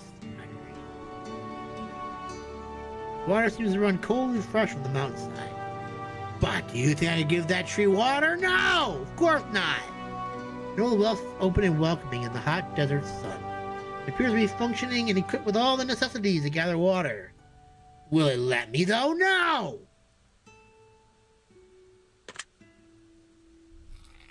Instead, it gives me a wisdom token. Never mind, I got a loot. That's even better. But I still can't give water to this poor tree. Wait a minute.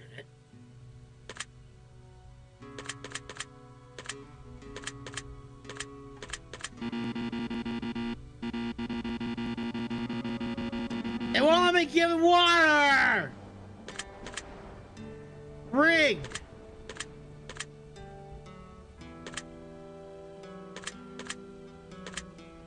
Rigged, I tell you!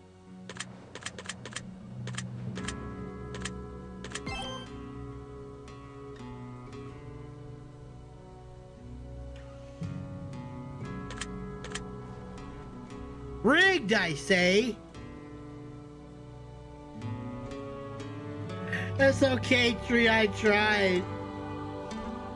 But it's not letting me get you water. I can't even drink the water, apparently.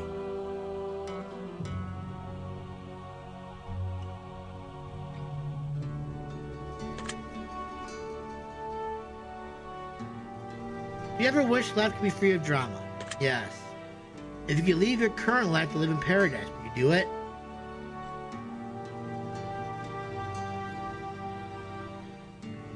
Honestly, I feel like yes, I would. But at the same time, no. If I could bring my family with me, yes, I would do it. But if I can't, then no, I guess not. But I'm going under the guise I can bring your family with me, so yes. Would you ever live in a place where crime was commonplace and it was up to you to constantly have to defend yourself if need be? No. That's stupid. You discovered that when you were conceived, you were one of 4 identical embryos who look, talk, and act just like you. Would you ever want to meet the other siblings? Sure. Would you consider yourself to be the most honest person you know? No. People are strange when you're a stranger. Do you agree with the statement? No. Do you believe that one should always stand for what they believe in regardless of the consequences? Yeah, sure. Have you ever caused someone to have a near-death experience? No. Would you play Russian roulette for a chance to win $10 million? If you win, you walk away with the money. But if you refuse to play, your net worth of $1 million becomes 0, and you lose everything you ever worked for. No. Because like I said before, you can rebuild yourself. But once you're dead, you're dead. And I don't trust my luck. Are you often afraid of change? No. Do you suffer from pain on a daily basis? No. Have you ever wished that you couldn't feel pain at all? Yes. You could grow wings and fly far away, would you? Yeah. You ever feel invisible to the world? No. If anything, I'm probably not invisible enough. The things you owned and what you purchased had no bearing on what people thought of you. Would you choose to spend your money differently? No.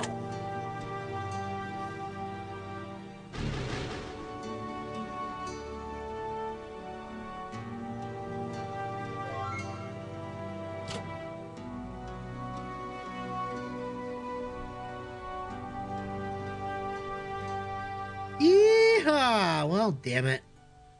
I really didn't want to leave here. I kind of just wanted to stay here forever now. Butterfly, you're in my way. I want to go backwards. It looks like I have the ability to do this. Okay, we know I don't have that ability. I have to go through the door. No! You butterfly, no! It's something I wanted to try the last time I played this. And failed to finish, obviously.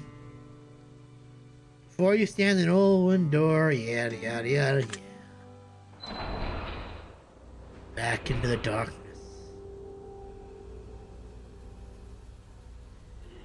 Find yourself back in the cold depths of long forgotten chambers once more. And into darkness you shall return. My game has been saved and I'm active. A decrepit leather chair sits in front of the cracked wooden table. In the seat of the chair rests a pool of blood that seems fresh and tacky, as if someone injured sat there at rest recently. A clay pot and a assortment of flowers rests on the table. Confronting the coagulated soil, it seems as though the flowers are being watered with blood.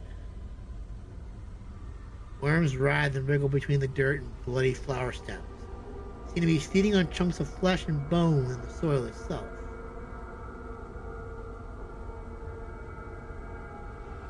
An old dusty clock is on the wall. You see the clock has minor scorch marks as if someone had briefly attempted to burn it. The hands of the clock have stopped on 12:22. Why that is, we'll never know. An old journal. Blah blah blah blah. Questions! Fill them in! Let's do it! Let go! Would you consider yourself to have a chaotic personality? No.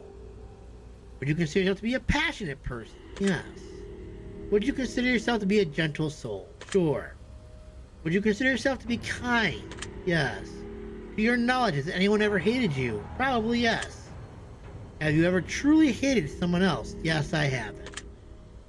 Forgive but never forget. You agree with the statement? Kind of defeats the purpose of forgetting someone if you're not gonna forget. Everything happens for a reason. Do you agree? Yes. Do you believe that war is sometimes necessary? No. If your mother was in terrible pain, bedridden only weeks from an inevitable death, and she begged in her suffering, would you find a way to assist her in suicide? Yes, actually, I think I would. Because why is her suffering? She's gonna die. I mean, if there was a way I could even euthanize her, I would probably do that. So yeah, I think I would help her in her suffering. Even if it meant at the end of life I couldn't have my happiness. Do you ever take a step back to reflect on where you're headed in life? No, not really. Have you ever experienced what most would consider a severe bout of rage? Very rarely, but yes. Would you consider yourself to be a good judge of character? Sure. Do you ever feel uneasy for no particular reason? No, usually when I feel uneasy, it's for a reason. Do you have any long-term goals? And if so, do you have a plan in place? I don't make plans. I do not make plans, because plans always seem to go awry, so I'm going to say no.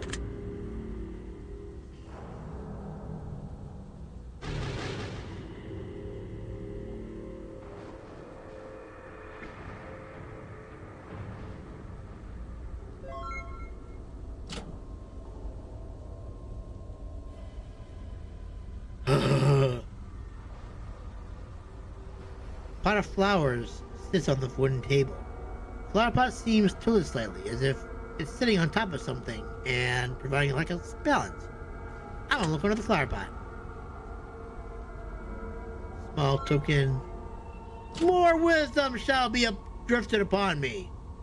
Shall be sent upon me eventually.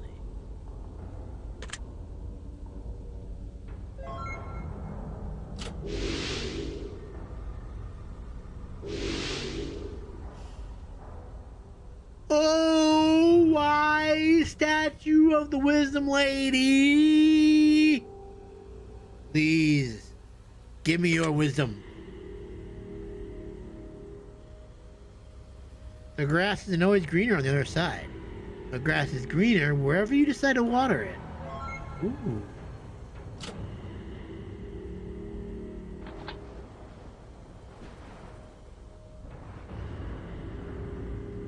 Well, the game tells me to like thoroughly explore everything, but I feel like even if I didn't explore it thoroughly, I still might be able to get through. But like if I were to choose a door, would it be locked? I mean, I kind of want to try it, but I also want to remain true to my cause and just keep being thorough with everything. Because this is like the legit run. A silent prayer. You know, I screw around with it afterwards. I guess there's a peace of being in this room. Well, that's nice. We like peace. We'll take peace. Do you think about death often? Probably more so now than I have before, yes.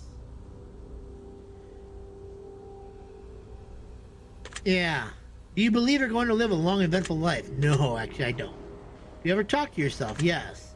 Have you ever witnessed an event that you just couldn't explain? No.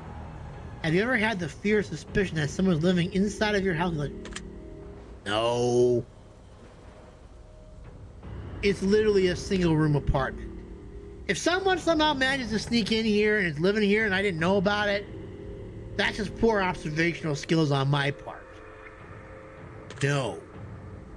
Do you ever sleep with your feet hanging off the edge of the bed? No, because I am short. Have you ever consider that you might be crazy and just don't know it? Yes. Does the thought of an afterlife bother you or make you feel uneasy? No. Does the thought that there might not be anything after life bother you? Yes. Would you be willing to give up sex or masturbation for a year if it meant getting a deeper sense of peace in the end? Yes. Would you consider yourself to be easily manipulated at times? Yes. Would you consider yourself to be the manipulative? No. Have you ever felt like you were being followed even when no one was there? Don't make me lie. Humans are the most dangerous thing on the planet. Do you agree with the statement? Yeah. Actually, I kind of do. Especially with what's going on nowadays. Good Lord. People are burning Tesla dealerships or purposely causing fires in California. They're preventing the deportation of criminals. Right? We're more of a danger to ourselves, it seems like. Yes. Would you consider yourself to be a dangerous person? No.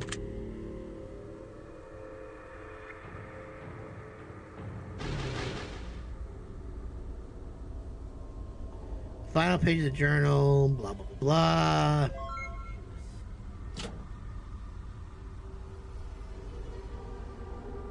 How we doing? We're still a couple hours in. Pray with me. Very well. I shall pray with you. Ooh! A large golden cinema sits atop a stone monument in the corner of the room. It radiates a pure, positive energy that draws you in and brings you comfort. If you could pray for anything, anything at all, what would you beg of your gods, Wanderer? Would you like to pray at the mysterious altar? I will pray for a blessing.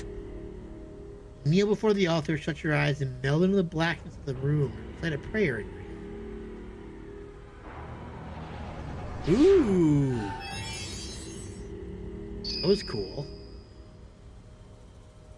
A sense of peace washes over you, and you feel like everything is going to be alright. Yay! Can I do it again?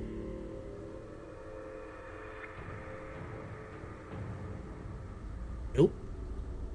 But I feel happy, and that's all that matters. An old oak barrel sits against the wall.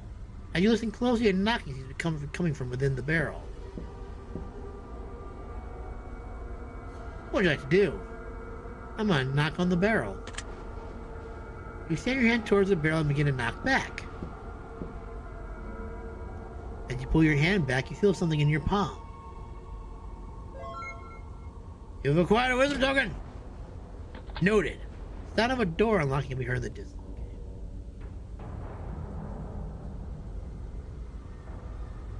I'm going this way. Yes. Halls of the Harvester. Whatever positive feelings of warmth you or comfort you initially felt in the previous room, you feel the polar opposite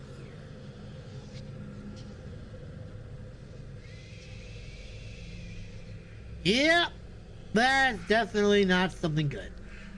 Extremely keen blade. My blade is resting atop the table. Alongside the blade rests a slab of meat with a bite taken out of it. Upon further inspection, it appears to be a kidney. Hey! Why are you doing that? Give that to me. I could have used that. Bastards. A blade. Ice cold bloody water fills the tub in the corner. Blood surrounding the tub feels warm, wet, fresh. I'm gonna reach into the tub. Reach your hand to the water and sift through thick, mucus water. You feel something small and solid at the bottom of the tub. You bring it to the surface and inspect it. I got a wisdom token. Ha ha ha ha ha.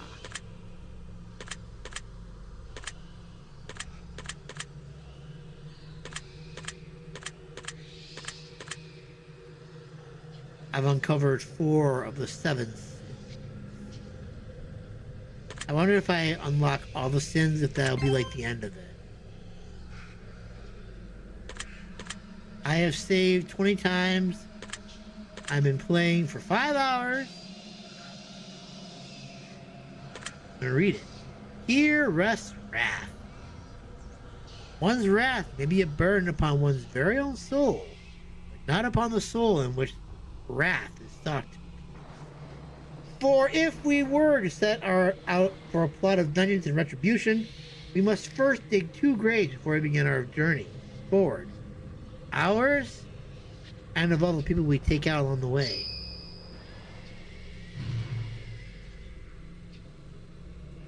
Rest in peace, wrath.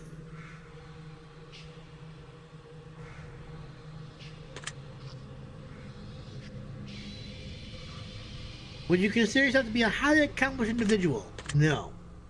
Would you say that you sometimes lack motivation? Yes. Would you say you sometimes lack discipline? Yes. Have you ever faked your confidence level and pretended to be more confident than you actually are?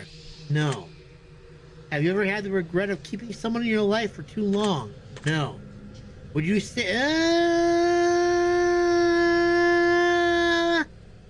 No, they weren't in my life for that long. Would you say you have a tendency to hide your true emotions from people? Yes, I do. Are you afraid what others might think of you if they knew all of your deepest, darkest secrets? I don't think I really have a lot of deep, dark secrets, so no. Have you ever lived in a constant state of dread, just wondering when the next horrible event was going to take place in your life?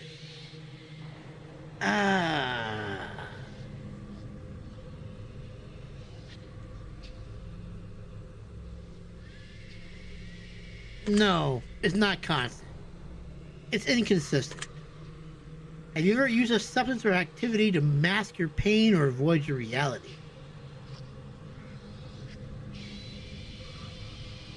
Activities, yeah, sure. But substances, no.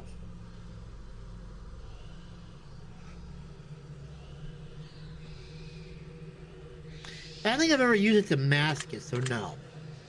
If you knew exactly what you had to do in order to become the best version of yourself, but it would take constant hard work, determination, discipline, and sacrifice, would you pursue that endeavor? Sure, yes. Are you comfortable with the idea of living a life of mediocrity? No.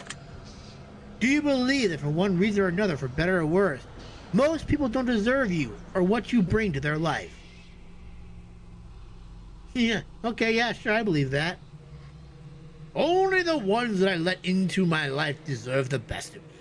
Everybody else can fuck off. If you and your significant other were actively witnessing a heinous and tragic act of violence taking place right in front of you, Would you risk the life of your significant other to intervene when at any point in time the sentence could turn on both of you? Honestly, I want to say no. If you were in a survival situation with your best friend, only one of you can make it out alive, you choose your survival over theirs. I don't really have a best friend. Or do I? Honestly, I feel like that's like a Squid Game thing. I think I would personally choose to die because then I don't have to live with the regret of killing them. Does that make me a coward? Probably.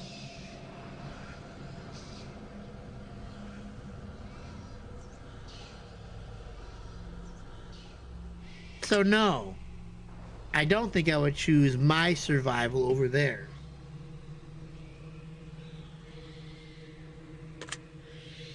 If you could give up your current life in order to pursue your greatest goals, dreams with the highest chance of immediate success, would you do it? I feel like that would be a no, because even if I were to gain immediate success, it would lose. I wouldn't be the person that I am now. I could probably be like a worse version of myself, say. So no.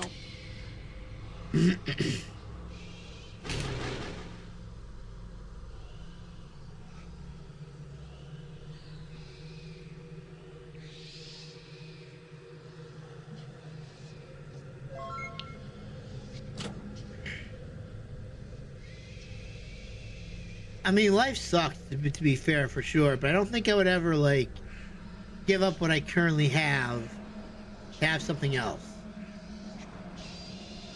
Word help is written, truly written in the base of the clock. 654. And what is this? It's a twinkling light.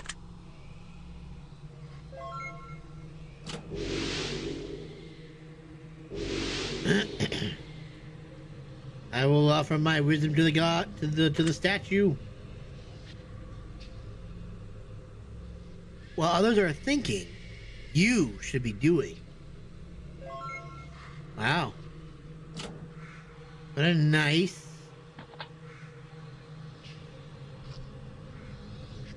What a wonderful tidbit of information.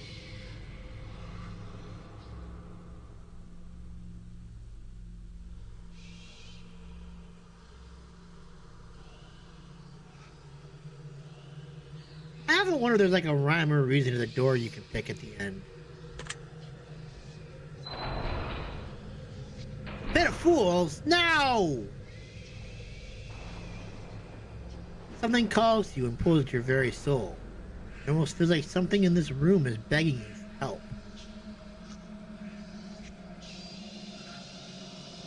Who is begging for my help? Is it the king? Who's giving me these crystalline present petals? And I'm either making happy or miserable at the same time? Ooh.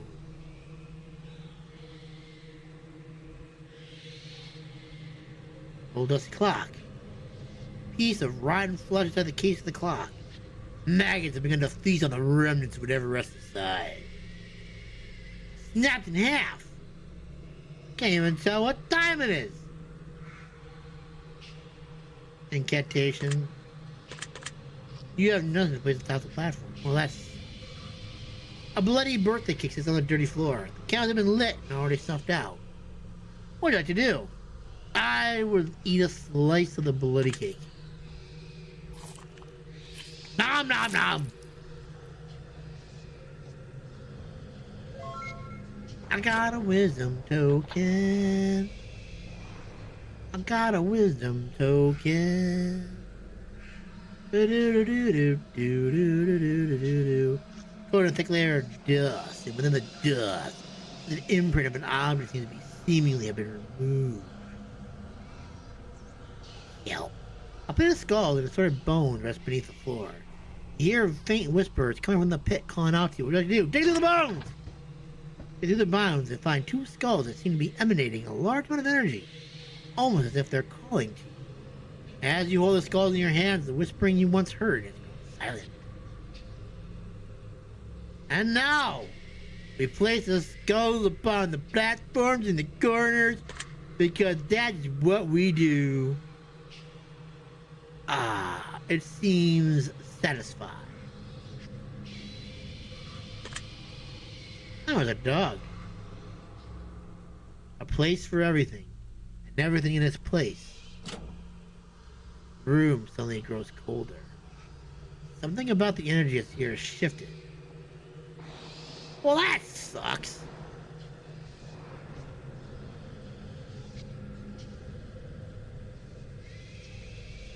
Hello there.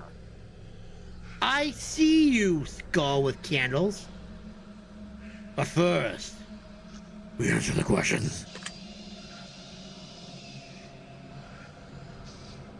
We all have our demons. You agree with the statement? Yes. Have you ever felt dead inside? I don't know. Sometimes, yes. Have you ever thought about murdering someone? No. Have you ever felt suicidal? No. If you had an incurable disease, would you intentionally transmit to someone you dislike? No. Because chances are that disease is not worth having. If you had 3 wishes, would you ever give one away? Sure. Would you consider yourself to be controlling? God, I hope not. Do you believe that your life is of great importance and value? Not really. Yeah, actually it is. It's of great importance and value to me. Do you believe that your fate is predetermined? No. Do you believe that our thoughts can manifest into reality? Sure. Would you consider yourself to be optimistic? Yes. Would you consider yourself to be pessimistic at times? Yes. I'm both. Have you ever wondered if you were already dead and just didn't know it? No. Have you ever felt physically restrained or held down by unseen force? No. Do you believe that you have a soul? Yes. Finish inking your blah blah blah. We already know this already. Done this a million times already.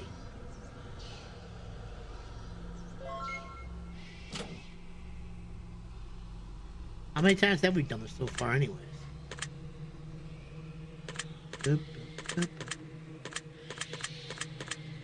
We have done this 15 times. 15 times? Holy crap.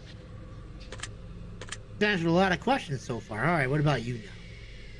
As you approach the skull and candles, you hear a faint whispering coming from the table you sit on. You can't quite make out the words no matter how closely you listen. When you try to move the skull, it won't budge. All the candles have been lit and burned halfway, except for one, which remains pristine. I'm gonna light it. No, never mind, I'm grabbing another candle. Coats your fingers. The bone dust candle. I go with the bones. I go this way. This way seems a little less deadly. A way out? Oh boy! Am I actually close to getting out of here? You're the shuffling of feet in the darkest parts of the room, just out of the reach of firelight. Get the sense that something very bad has transpired here. Well, that's not a way out. That seems terrible. Oh. Parchment and a quill rest on the table before you. There appears to be a note left from a previous visitor. What do you want to do? I want to read it. If you're reading this and it's already too late for me. I should have heeded the warning on the note I found earlier. Can't take it anymore. Shouldn't be here. No one should be here. This place does things to you. It distorts your mind, drives you to do things. Things a good soul would never do. Things I've done. Oh God, please. Forgive me for the awful things I've done here. I should have listened. And now, there's only one thing left to do. And one way out of this hell. And it knows it too. The watchful one. The monster in the walls. It knows just when we're about to break, and it provides an exit for us. It provides our way out just when we can't take anymore. I will take my exit now. I will find solace in knowing that my selfishness and greed will not go unpunished. I will atone for all I've done. All of those I've hurt in search for answers of self.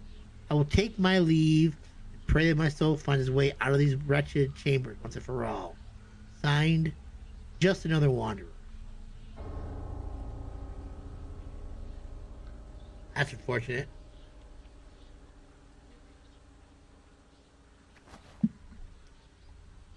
I'm gonna go fill up my water real quick and be right back.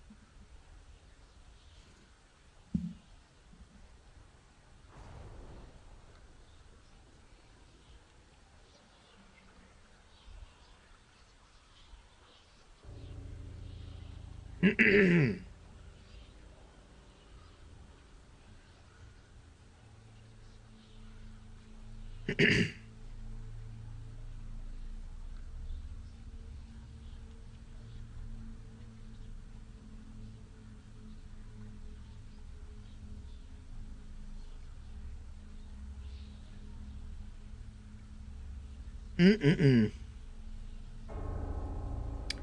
Tasty. Wonderful. Wonderfully sweet and delicious. Okay.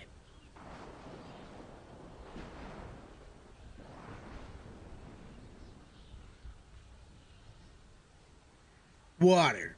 It does the body good.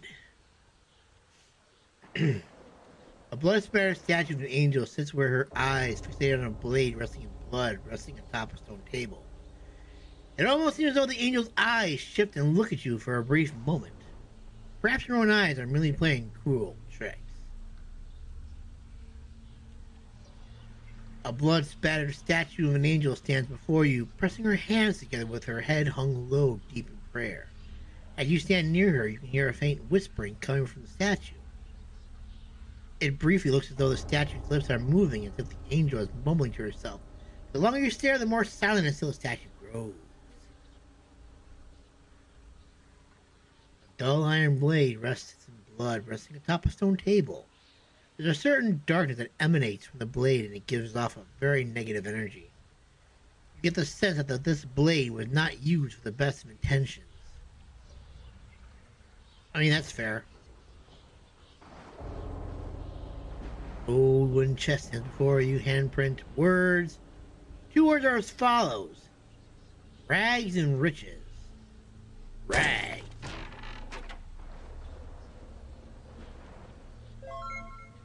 The commoner's garb. Perhaps you should have chosen more wisely, wanderer. Or perhaps you know exactly what you're doing. Damn straight I know what I'm doing. Shut up, stupid watcher. An old dusty clock sits on the wall. The hands of the clock have been replaced by severed fingers. That's very unfortunate.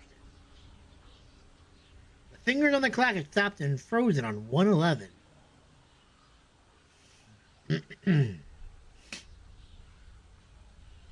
Oh, lady statue, I've come to give you a piece of me. a wisdom coin so that I may get wisdom out of you. But first, I answer the questions in the book.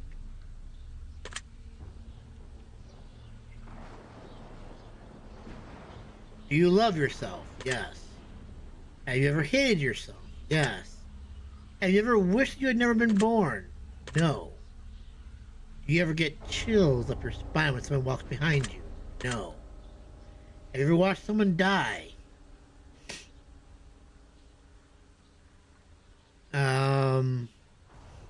Someone did die when I was in dialysis one time, but I didn't watch her die. She just died.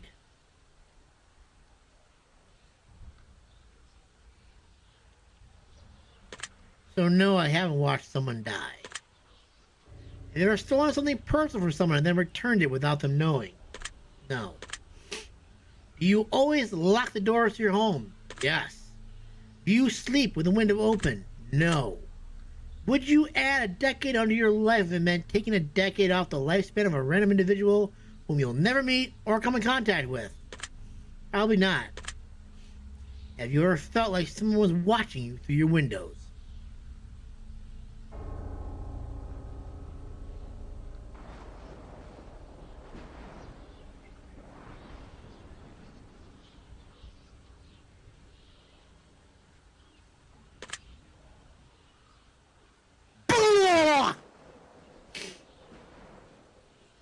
No. Have you ever wished that someone you hated would die? No. Do you ever fear the possibility of permanently losing your memory?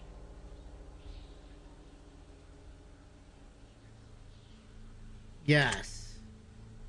Would you consider yourself to be a good person? Sometimes yes. Would you consider yourself to be a bad person?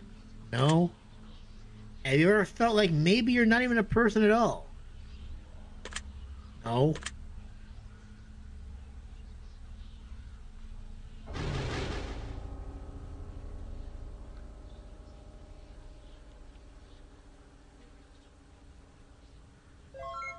Perhaps it will be abuse.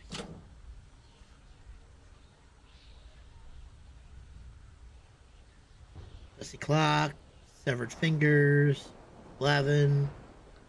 Get out of my way, you butterfly. You're too cute to have wings ripped off of. Even though I probably should be ripping them off because, you know, you're a poor, unfortunate soul. Give me your wisdom statue, lady.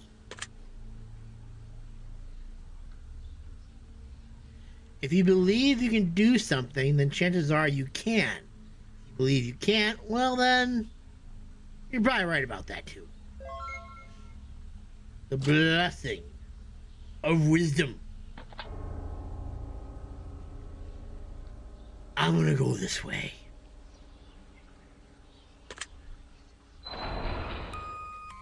Innocence lost.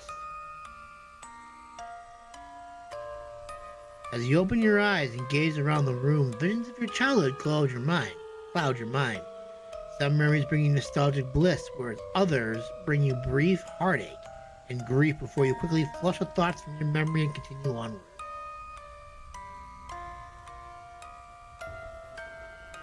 Presents! Book! Dolls! Stuff! Candlelight! Flower petal! Crystallized flower petal!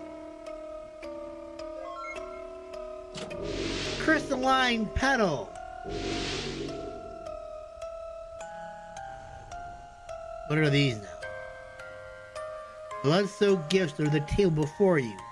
Each box is pristinely wrapped, yet caked with dirt and blood. Unopened presents and gift-wrapped boxes litter the table. Each of them feel nearly weightless, as if all the boxes are empty. Well, that's a bummer. Tattered and old, yet neatly folded blankets rest on the table. They're warm to the touch in an otherwise cold room. What kind of questions have you got for me now, book?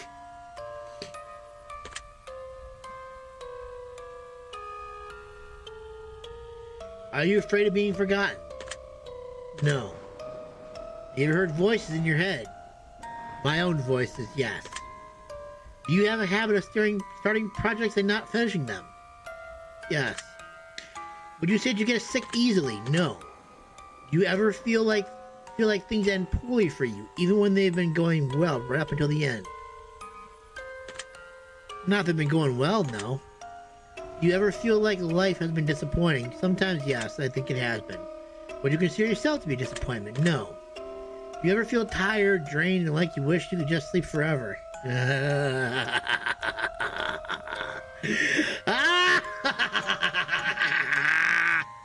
Listen, I like sleep.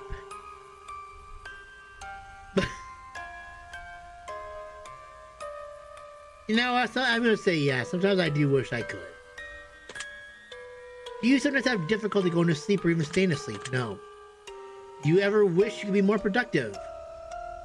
Sometimes, yes. Do you ever suffer from intrusive thoughts you just can't seem to flush out of your mind? No, I can get rid of them. Would you say you've experienced many strange friendships or relationships in your lifetime? Many, no. Have you ever felt like you're drawn toward people in life who just aren't good for you? No. Have you ever felt like you were living an unhealthy lifestyle? Yeah. Have you ever just wished that things could be different? Yes.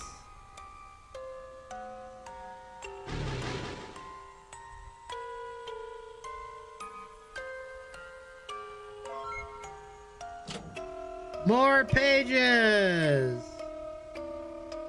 I can't regret doing all this later. Inside the water basin, what appears to be drowned feet is rest stagnant and unmoving. The umbilical cord is still attached and hanging over the side of the basin. That's gross. A bucket of fetid flesh and blood overflows from the moldy, rotted wooden bucket. Inside the bucket appears to be afterbirth and the carved insides of what once must have been a... That's kind of gross. Small ritualistic altar rests on the dirty floor. Coins set among candles, all surrounding a mirror picture of a mirror. On the coin, only half of a coin. What would you like to do? Walk away.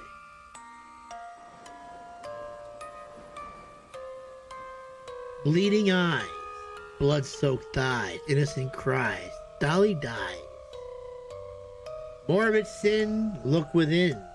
Next of kin, begin again.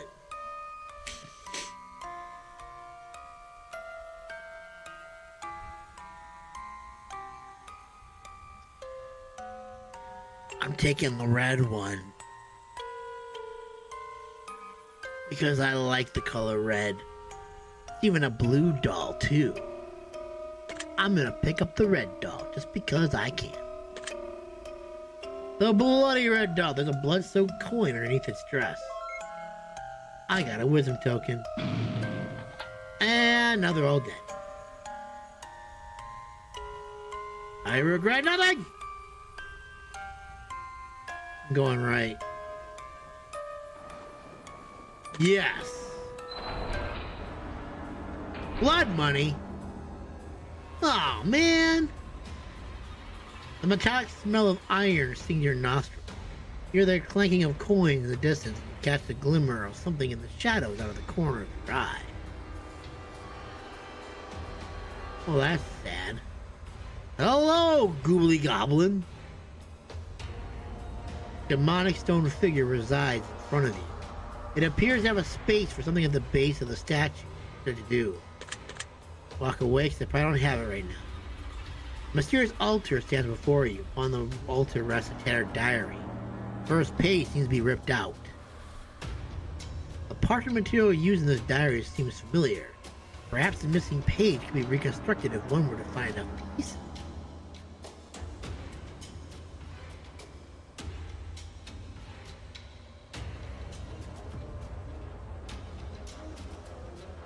So maybe if I answer the questions in this book, maybe I'll get something that I'll need.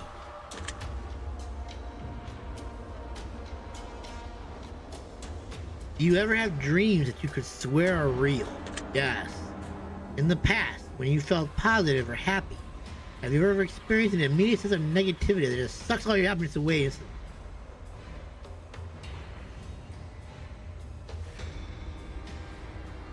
Yeah. If you were camping alone in the woods at night and you heard a woman scream, would you investigate? Sure. If you were alone in your home at night and you suddenly heard the sound of children laughing, yet there was no one to be found, would you stay in your home for the night?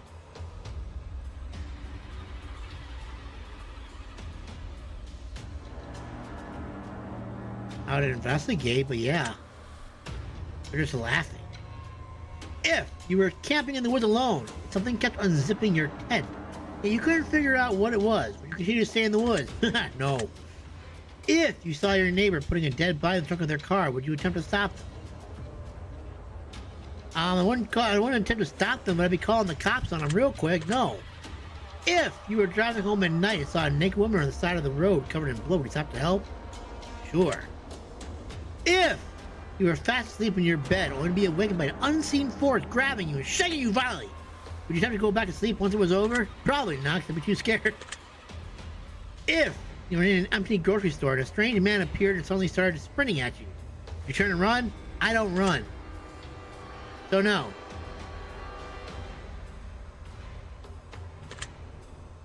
If you were home alone and sitting in the bathtub when suddenly the lights turned off in the bathroom and the door began to unlock and slowly swing open to reveal no one standing there, do you get dressed and leave your house immediately? Seems like a good assumption, yes. If you had to resort to cannibalism in order to survive, do you think you could do it? No. If you were stranded on the boat in the middle of the ocean, do you think you could survive long enough to be rescued? No. Have you ever thought about what it would be like to burn to death? No. Would you consider yourself to be a morbid person? No. One final question remains on the page. It's emboldened and outlined in red. Are you satisfied? Yes! That's really what it comes down to, isn't it, Wanderer? Are you satisfied? Satisfaction of the death of desire, you know. This you can find answer in the journal. Swirling! Provided by the answers.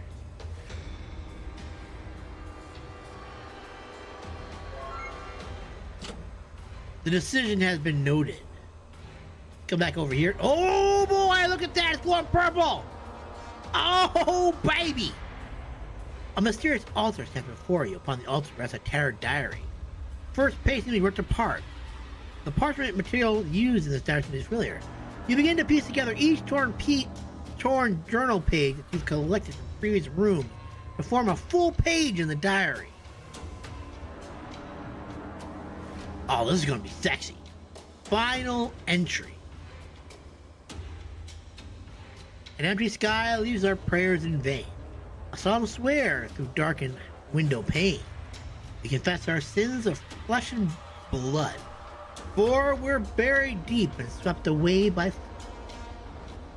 our ashes carried in the midnight wind. A bitter vow we wish we could rescind. A fallacy of hope to raise our spirits high, for we're dropped below and left there to die. An appraisal of worth judged by our peers. Sign of affection as they wipe our tears. They bottle our blood and drink our sweat. Build the future we don't deserve to get. And if the fire claim us all, few brave souls that refuse to fall will echo through the walls of eternity to a future that the lowly won't rise to see. We chase the demons of the past to build a kingdom that will never last. Upon sweat and tears, blood and bone, we build a new place to call our home. Signed, The Madman.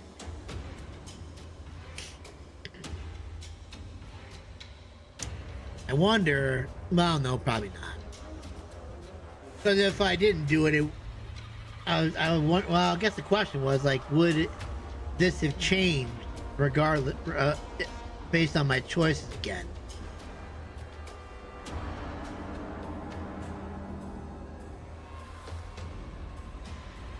Diary of a Madman is complete on the altar. All pages beyond the first have been stained with red wine and dirt, too damaged to be legible.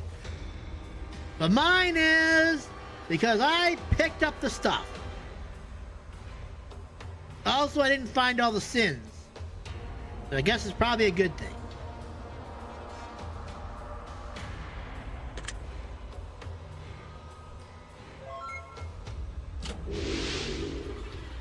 She loves me. Yay, good for you. Oh, I found another sin. When grandmother wrote this before you, what do you want to do? I want to read it. Read. Read is a hungry mouth with an insatiable appetite for more. In the absence of satisfaction for what one has, it will crave. And they will continue to eat until they dug their own graves with their teeth. Rest in peace, greed. So now what's this? Massive golden chalice filled to the brim with golden coin rests on the floor. Upon further inspection, there appears to be an indentation at the base of the chalice, as if it has been moved from its original position. I'm gonna walk away from it. I think the chalice has to go with the statue, or with the other the demon statue, I feel like. Courage is not being fearless, for there is no courage with the absence of fear. Courage is being afraid and acting anyway. Are you a courageous soul? It has been noted. Mark has been out of a door and lock. I'm gonna try this. I'm gonna take the chalice. The chalice in your arm. It feels quite light considering how large and full it is.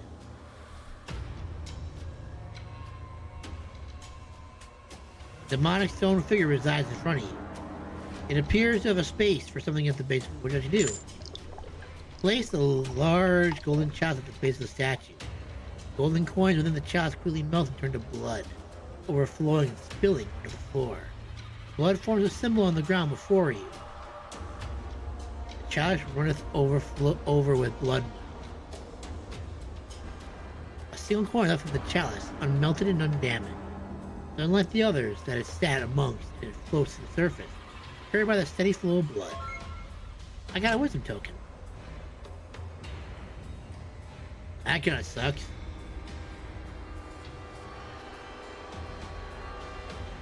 It made a pentagram. Ooh, this. Yes.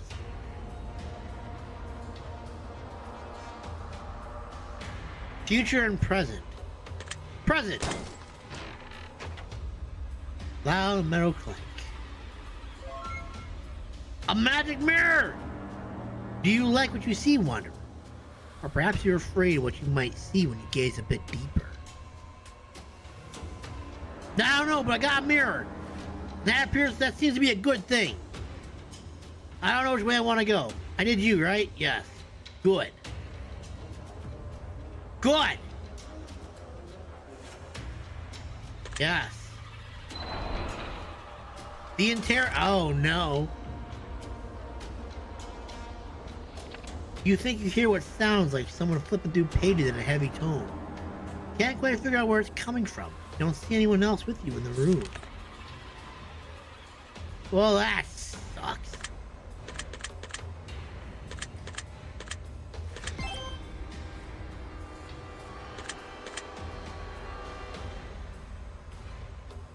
Oh, what is this now? The old dusty clock is on the wall. A piece of rope is wrapped around the outside of the clock. And the clock is up for 4:44. One half of a noose was on the table. The rope has been severed from the loop. One half of a noose was on this table. The loop has been severed from the rope. That's a good thing? Ooh, is this the last sin? Here rests pride. Pride will always come before the fall. It will always create long distance between two close people. Pride seeks to break us from the inside, but I assure you, no one has ever choked from swallowing their pride. Oh! Envy, gluttony, greed, sloth, lust, wrath, pride. All things that grow within. All things we cannot and mustn't avoid entirely. They all have their place. They each have their uses. Everything in life is about balance. Exceeding the bounds of moderation builds a tower upon an unstable foundation. We shall watch our kingdoms crumble if we stack them too high, heavy with any one of these.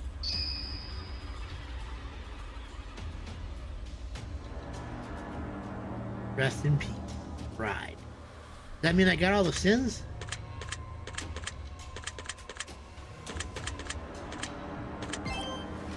Yes! I got all 7 of the sins, yes! And still no butterflies have been torn asunder. Which I might regret, but I don't regret this time.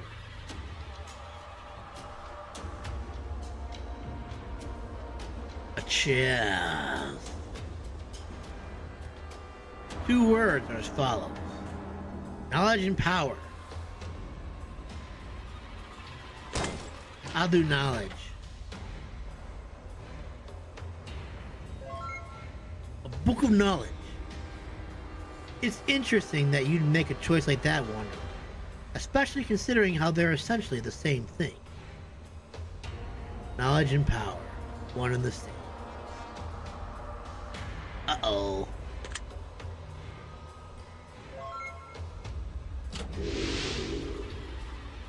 Oh, she loves him not.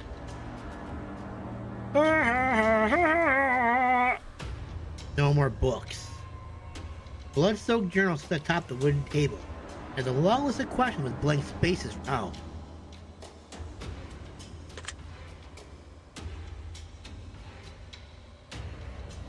Do you feel a darkness inside of you? No. You know what? I'm gonna say yes. Sometimes I do feel there's a darkness inside of everyone. Have you ever felt like you were destined for more than where your life has been taking you? Yes, I do. Have you ever been so afraid of the future that you stopped trying to progress? No. Have you ever considered that you might have a fear of failure? No. Have you ever considered that you might have a fear of success? No. Do you value honesty above all else? I'd like to think so. You have a set of morals that others might consider questionable. I'm sure I do. You follow your own moral code. Yes. Do you believe that standing for what you believe sometimes means standing alone? Yes. Are you afraid of where your life may take you in the next several years? Not really. Are you suffering inside right now? No. Do you ever wish that your words would fall onto ears that weren't so deaf? Sure. Do you ever feel like no one listens to you? Sometimes, yes. Do you ever feel like you can understand others quite well, but others can understand you? Sometimes, yes. Are you afraid of the unknown? No. Are you afraid of running out of time as your life comes to an end before you've managed to accomplish all the things you wish to accomplish? Yes. Are you afraid of surviving while your loved ones perish?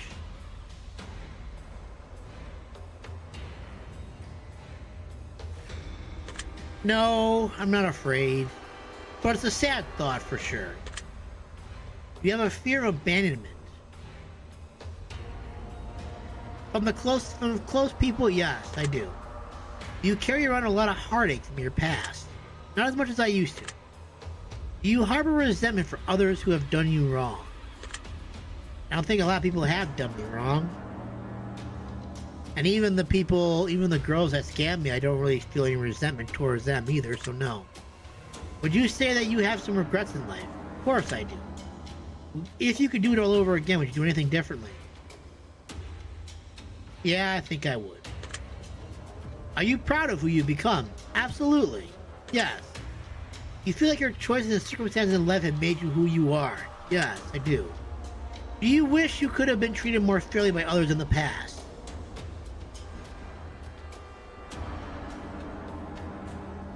I mean, it is what it is.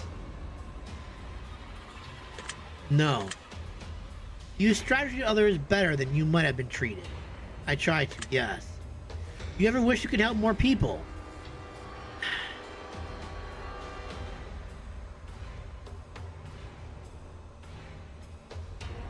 Honestly, no. Not because I don't want to. I feel like if there was some way I could help someone, I probably would.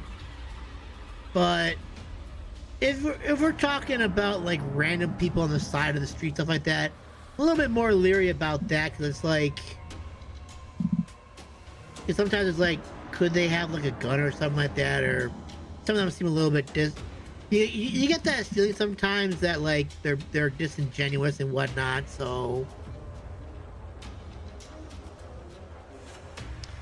and plus I've had times where I have helped people and it came back to bite me in the ass, mostly from my work, because it's like you try to help someone, they're like, no, you can't do that, the association says you can't do that. So in terms of, I mean, like, I'm restricted by certain things that would allow me to help people, but then it's like, well, why'd you do that for? The association doesn't allow that. Why are we doing that? It's like, you know what? Fuck off. So I guess I have to say no. You sometimes wish you could more easily help yourself. Sure. You look forward to where life may take you. Sure, yeah. You ever feel like you aren't living to your full potential? Sometimes, yes. If you knew following your dreams would end in certain success, would you do whatever it takes to pursue it and achieve them? Sure. If you could travel to the past or the future but never return to the present, would you do it? No. Maybe. You know what? I think I would. Just because I'm curious to see what the future would look like. Then I wouldn't be able to return to family and stuff like that. So then it's like, well, yeah, sure, I get to move to the future, but the past me is gone. Would they remember me in the future if I went like, if say I went 20 years into the future and I found them again? Would they still remember me? Be like, where have you been all these years? If I were to go back and go to like, if I were to go and look for my parents or my sister, would I be able to find them again? Or my girlfriend, would I be able to find them? Would they still be alive? I mean, yeah, sure, the future is there, but it's like, would they still remember me? Or would it be like, where have you been for the past 20 years? I don't know. I think I would go to the future though, so yes. Have you made peace with your past? Yeah. Have you made peace with your current circumstances? Yes. Are you afraid of what conflict may arise in the future? Oh, definitely. If you could work twice as much as you do now and reap twice the amount of benefits from doing so, would you do it? Yeah, I think I would, actually. Do you ever wish that you could be forgiven for the wrong you've done? Sure. You sometimes blame yourself even when things might not be your fault. Yes. Do you feel that others place the blame on you more often than they should? Not really, no. Would you enjoy an entire month of solitude with no communication with the outside world? Honestly, yes, I think I would. Do you wish your life turned out differently thus far? No.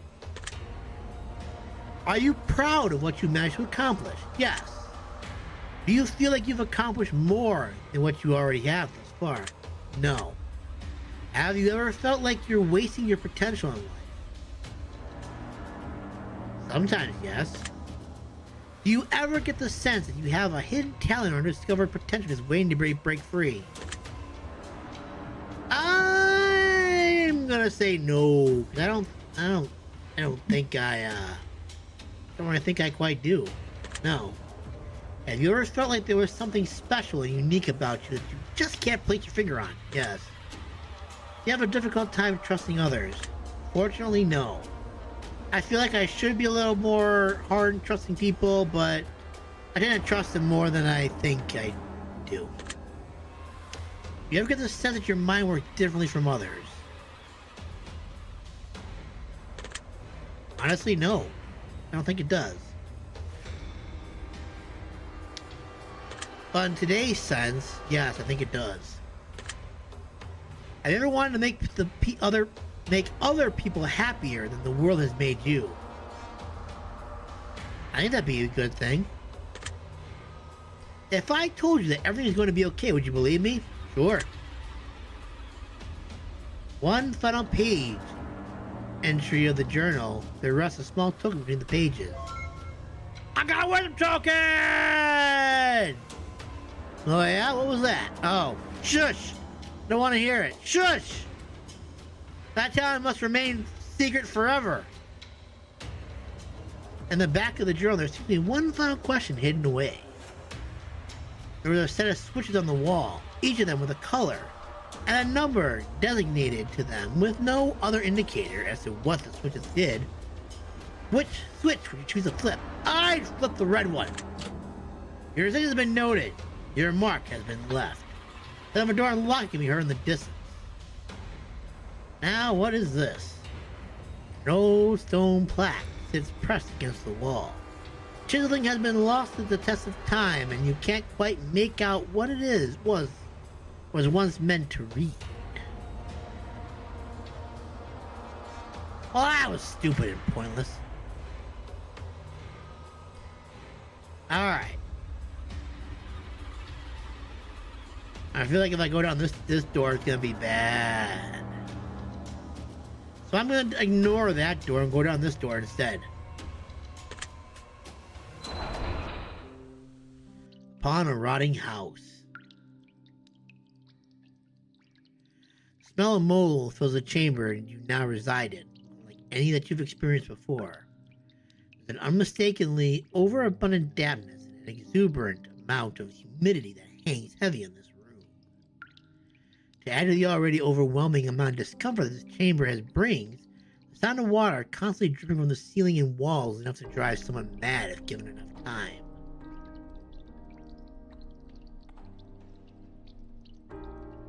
My God, there's so much over here. An old dusty clock, grease and grime, kicked this to 5:55. My. Oh, it's all good King, what's his name? Who have made miserable.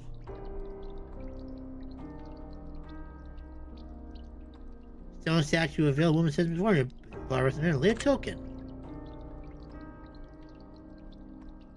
When you're feeling pain, take the time to ponder what's hurting, why it's hurting, what you've done to deserve it, and how you got in the position you're in. Life is trying to teach you a very valuable lesson. You'll be forced to relearn this lesson over and over again if you don't take the time to learn properly the first time. That is very, very fair.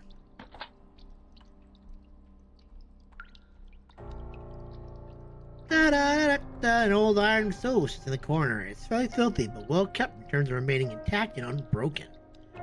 Above the old pot contains a wall full of iron pots, pans, and various cooking utensils. Interesting enough, the cooking utensils appear to be unused and in good condition, if not a bit dusty. The sink that sits against the wall is rusted and filthy. A sour stench fills from the drain and mixes with the smell of hanging garlic and herbs from the wall above. Old, crusty, stale, and hardened bread sits on the countertop. Small jars of viscous liquid rest next to the bread. A tattered piece of parchment hangs on the wall containing root recipes for various meals. Below the parchment rests a butcher's block coated in blood. Various cobweb crates of rotten, moldy ingredients rest on the kitchen floor. This crate seems to contain mixed grains. Cobwebs, kitchen floor, cabbage! Cabbage! My cabbages!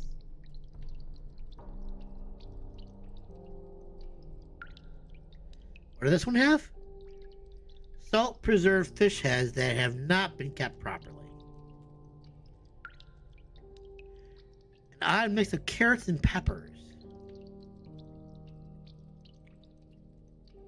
An old painting of dark figures standing in front of a castle sits on the wall.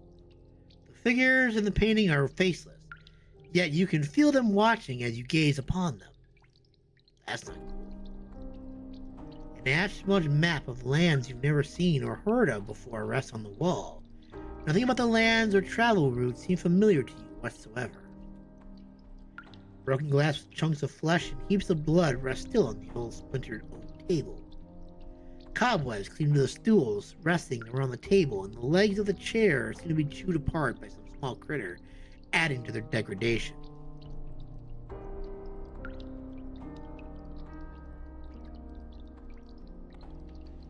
Good King What's His Name looked out on the geese of Steve.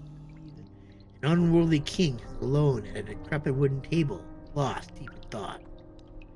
He pays no attention to you as you approach, and he mumbles quietly to himself, just loud enough for you to make out a few words. The king's eyes search for something on your person, inspecting you up and down. He turns his head to you for a brief moment before speaking. You don't have enough petals to be worth my time, unworthy of my breath. Only petals. You wish audience with the king, bring me more petals.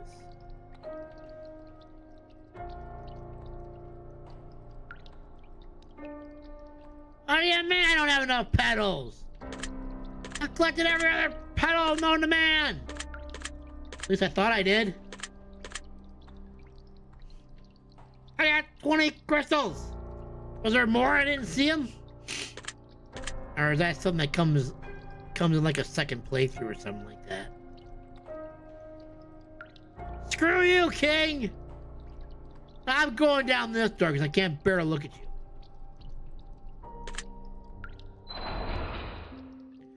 Halls of Reflection. You can hear a fire crackling in the distance and feel the warmth its flames provide. The room smells clean and pure, as though it's been well maintained and actually actively lived in.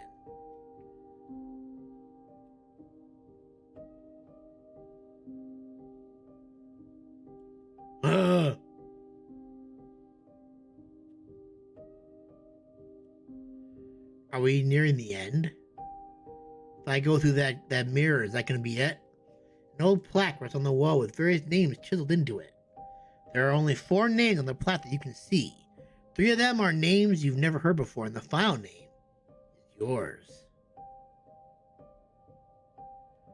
Does that mean I survived? Royal tapestry hangs on the wall. It's obviously seen better days. Fresh fruit sits in a table on the table beneath some tattered tapestries. The fruit seems like it has been picked and washed this morning.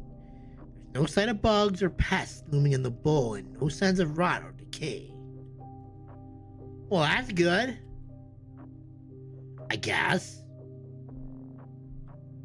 Go away, Butterfly! A piece of parchment hangs on the wall. Here's a list of names you've never heard of. Strangely, all the names appear to be written upside down. Weird.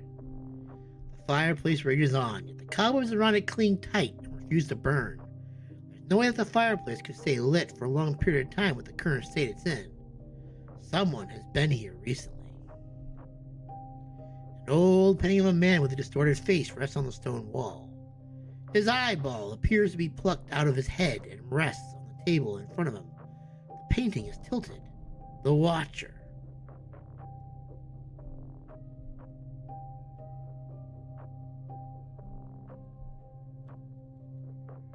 Royal tapestry hangs on the wall, seen better days. A stone chair is positioned tightly against the wall. In the seat sits a peculiar figure. It remains idle. You get the sense that it's watching your every move you decide to make. Something rests in the hands of the figure. What would you like to do? I will inspect it. You inspect the hands of the figure and discover that it's holding a small coin. I'm getting wisdom tokens even now? An old dusty clock sits on the wall. And the clock has stopped, frozen at 7:06. Hands emit a faint purple glow. Am I going to regret this? A statue of an unholy figure stands tall before you.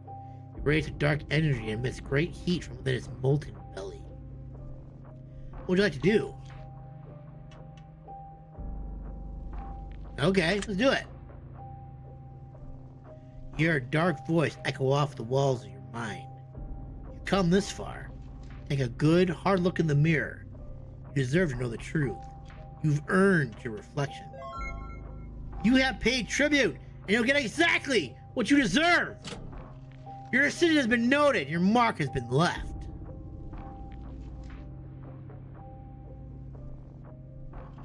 I've earned it? Am I going to regret it? Oh my. This is it, Wanderer. This is what you've been waiting for. Every decision you made has led you to this moment. Now, gaze upon the mirror and tell me what you see. Pressed against the wall sits a mystical mirror swirling with radiant magic. You can see many different images contorting themselves within the twisted nether. Would you like to look deeper into the mirror and see your reflection? Let's gaze into the mirror!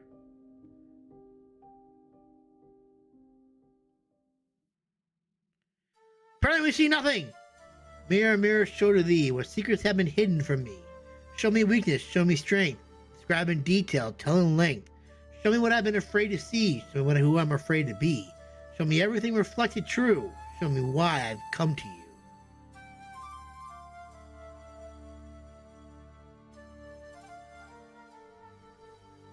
You gaze deeply into the mirror at your own reflection. What reflects back at you are the answers you seek. Deep within the mirror, a reflection is formed. It is revealed to you. Oh, the reflection of the shackled. The story of the shackled is an interesting one to say the least. It's said that long ago, a great wizard of incredible fame and world renown fell madly in love with a woman who did not seem to share mutual feelings with his yearning. The wizard was said to be able to cast any spell with ease, amaze any audience with his arcane prowess, and fix any problem with a flick of the wrist and a snap of his fingers. That was, until he met a beautiful baker woman whose shop he managed to find himself in during his travels far, far away from home.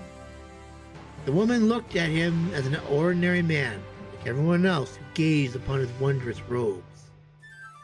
She saw him for who he truly was inside, which is interesting because without the magnificence of his magic, he was actually quite a dull and boring soul, to be honest. Ouch. She cared not for his magic or spells, not for his sorcery or arcane power, but the power was all that the wizard had ever known. Through dedicating his life to learning magic as a way to solve all of his problems, the wizard had no time or energy to build character along the way. And it was his lack of character that spelled doom for any potential romantic dealings with the baker woman. He considered casting a love spell in an attempt to enthrall her desire, but he knew that if that spell were to ever wear off, she would look at him with such disdain and resentment for forcing her to love him for what he wasn't, instead of for who he could have been. So the wizard shackled himself with powerful bonds and prevented him from using magic, so that when he encountered a problem, he had to think of alternative ways to fix it, or simply accept it for what it was. This was all in an effort to build character to entice the love and fixation of the woman he loved so dearly. As time went on, he found himself broke, pointless, thrown aside, forgotten by society. Without his magic, he was worth nothing to the crowds and audiences that paid to see him work his sorcery. Without his magic, he was of no use to anyone. And while this pained him greatly, he never took the shackles off, constantly pursuing his journey to build himself into a character that would draw the adoration of the baker woman. One day, when the man was traveling down the crossroads just outside of town, a group of ruffians ambushed him and stole everything they could get their hands on. He was now left naked and beaten, laying in the crossroads, taking his final breaths, when a figure emerged from the shadows. It was the baker woman. She quickly rushed to his side and questioned why he was chained and bound, and why he didn't use his magic to fight off his assailants, to which he replied, to build character. When the baker woman heard of the struggle and hardship that the wizard had gone through just to earn her love and adoration, she unshackled him and pressed her lips to his. For the effort he put into building himself into a character the woman could love was far more powerful than any love spell could ever accomplish. She felt so awful and embarrassed for not realizing the truth sooner that she sobbed into his chest as they held each other closely in the dirt. For the wizard didn't need to build character at all, for he had character all along, yet the baker woman just couldn't see past all the glitz and glamour. much like the rest of the world who looked upon the wizard. She encouraged him to continue with his magic and earn the favor of the crowds and audiences once again, as they set off to get married and lived happily ever after. Now, the reflection of the shackle represents someone who knows they have something special inside of them, and they keep it stuffed down for one reason or another. If you receive the reflection of the shackle, then it means that you're most likely suppressing something incredibly important about yourself. Either you're attempting to be someone you're not, or that others may like you, or you convince yourself that you're not good enough as you are, and that you need to do something different or be something different in life. It also means you're not letting your confidence shine through for the fear of sounding arrogant or intimidating others by your greatness. Oftentimes, even though we may have some insecurities within ourselves, we can still feel confident in some areas, but we don't let it show as often as we should. The honest truth is, the right people will love you exactly as you are. If they can't see past your exterior, show them your interior and let them know that you are multidimensional. You don't have to be someone you aren't just to satisfy others, but you could also reveal a bit more of yourself to others without fearing the consequences of it, because you've got a beautiful soul that deserves to be set free. Remove the shackles that you place on yourself and take comfort in knowing that any fears, worries, or concerns you have are nothing but bonds, holding you back from accomplishing what you want. You have nothing to be afraid of, for you are a grand prize to be admired to those who are deserving of your true self. Let go of whatever is holding you back and shine your unique and special light brighter than you ever have before, unapologetically and unwaveringly.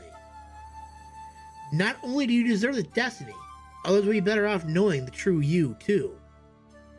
Your secret word, shackled. Remember this word, for it will benefit you greatly if you decide to use it.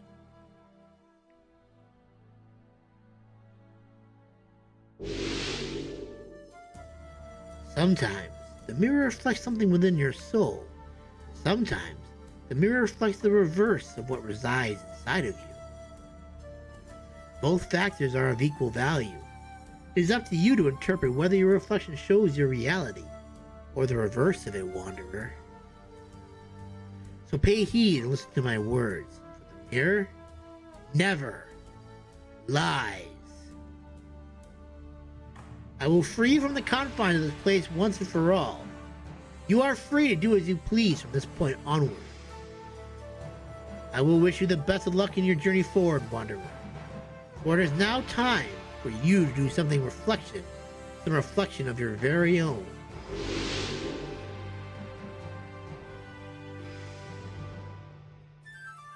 We made it! I have discovered 7 of the 7 deadly sins. I have discovered 0, 20, 21! No! I only missed 1? Ah! I only missed 1? Where did I miss it? You discover 6 out of 7 artifacts. You discover 6 out of 8 relics. There are 4 more hidden secrets left for you to uncover, but this particular journey must end here. Your results have been based on many different variables and may vary with each playthrough, depending on a multitude of factors. There are 5 separate endings to discover, and many hidden secrets hidden throughout each room that can only be found by clever exploration. I hope you enjoyed your experience and have learned a little more about how your brain works when presented with various scenarios and options to choose from. Take the secret word that was assigned to you at the end of your session and leave it as a comment for us. We will be selecting some of you based on your answer to the demons. Yes, okay. The advisor to you. Feel that it provides a great opportunity for player-developer interaction and allows players to cast their vote on where to start ahead. Recommend our title called The Advisor. The choices matter style of the game that's never been done before, as you, are the player, are responsible for how the story is written in between future episodes. Released in the 7th installment of the Test series, the Test Reality Check, okay?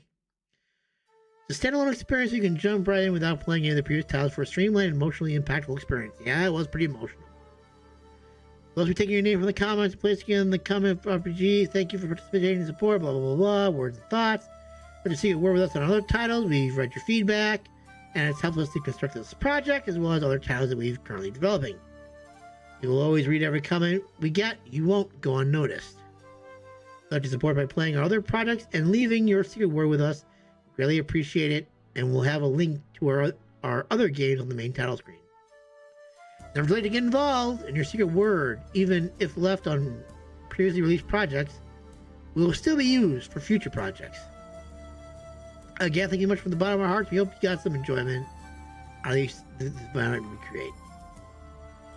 We'd also like to give a very special shout out to Markiplier and his community for supporting us through our other titles. It has really meant so much to us as longtime fans, and the amount of joy you bring to the rest of the world through your content and your community support is second to none. Thank you for being you, and we really hope you get to punch a nun. We want to wish you all the best in your future endeavors, and may your life be flooded with the happiness you deserve. If you go to the title screen of this game and click on other games, you'll also find a link to Markiplier's new amazing project in space of Markiplier premiering April 4, 2022.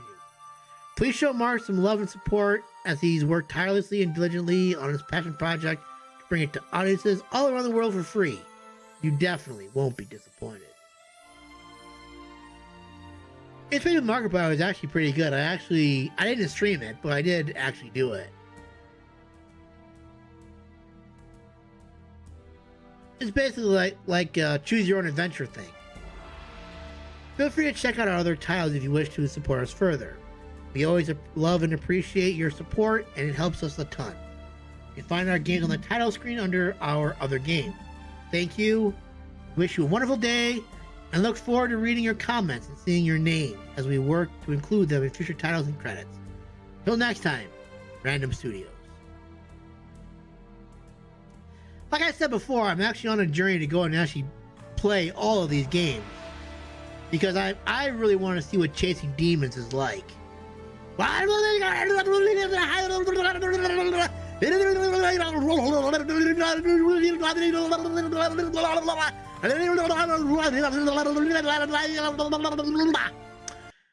yeah, I actually kind of want to see like what Chasing Demons is going to be like. It seems like it's going to be a pretty cool project once it's finally done. Also, it says I can continue. What can I continue for? Oh, it just goes ahead and just lets me continue a file that I've done already. So let's see what our other games are. They did say, like, do the advisor. Let's see what this is. Royal Pain.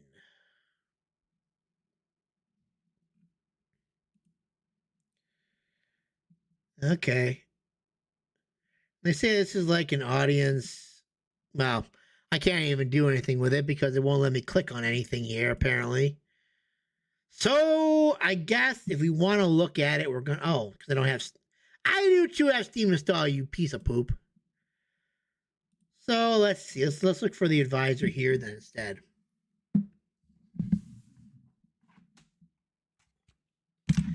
I hit enter on something that I didn't even mean to do. And I guess the game closed, which is good. Let's look at the advisor. Episode 1, which is on my wish list. From the creative mind that brought you the little test trilogy. Come on. You can do it. I believe in you. Yes, I know there's no audio. Comes a new type of experience, unlike any that you have come before it. Hey, it's Old King, what's his name? Who didn't find me? Where are they? The bastard! The choices you make will determine the outcome you receive. I want you to be my royal advisor. You want me to advise you of life, of death, and the fate of a kingdom. And you trust me enough for such a powerful position? No, absolutely not. However, I'm taking a calculated risk. A new type of choice that matters adventure, unlike anything you've ever seen before. How could you just... What? Oh! This seems to be a massive miscalculation on your part. Why don't you tell me again about this hard way that you mentioned earlier? Where you, the player, decide how the future episodes will be written. Oh, Queen Caper has been caught running a brothel. His property has been made a wealthy manager of a few shares of wealth property. What do we do? Throw the innkeeper in prison and take the gold. Ooh, get the prostitute use the gold too. That sounds like a good one. The story of fun boys and your tries is both in the game and out of the game. Over the next year, I'll be student changes that need to be made based on your answers and try to update you the progress report how things turned out. Come join us in a brand new adventure series. Be part of Hand Straight Hand. The Advisor, Episode 1, Royal Pain.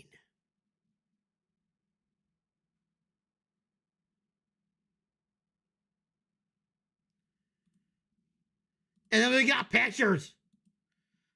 Oh my good golly God. Well, that was fun. Survivor Simulator Series Bundle? What the hell is all this? Is this like a random studio thing? Let's see what this has got. Survive or Thrive.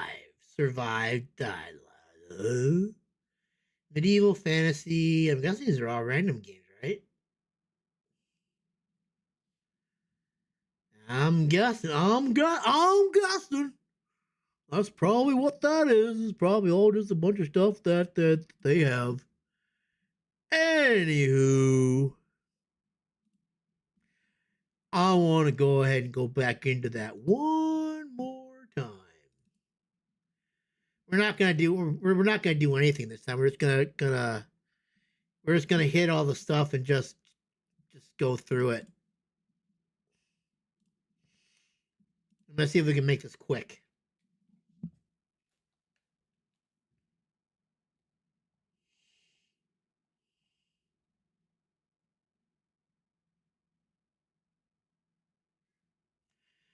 I want to see what happens when we just don't care and just go through it quickly.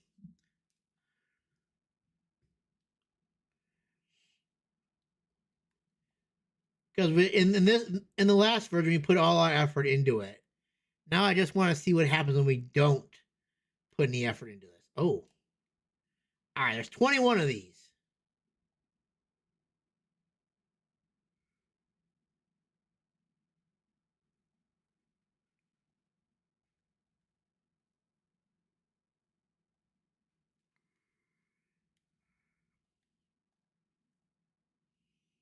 All right.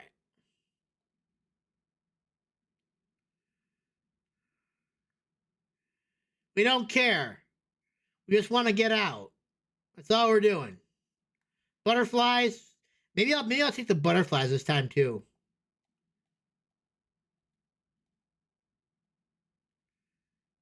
I don't care. We're not doing butterflies. Yes, I know there's still no audio.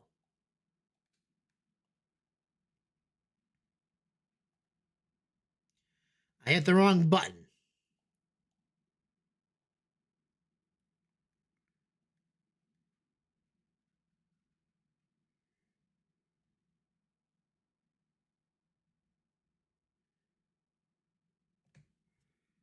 All right.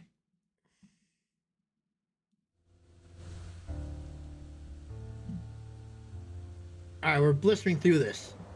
I still want to know what the heck this thing was for.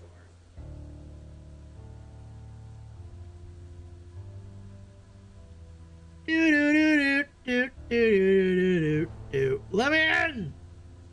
Wait, I need to get this. Is this the one that I forgot? Oh, son of a...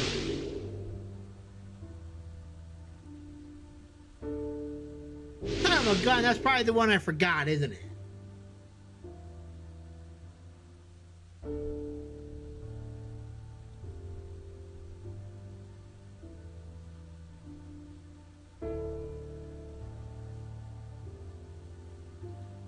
Blah, blah, blah. Come on!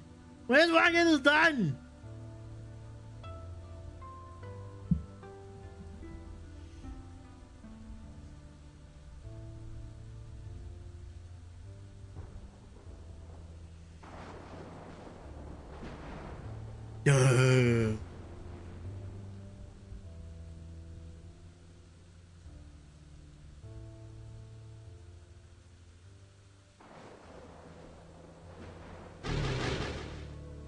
Thank you.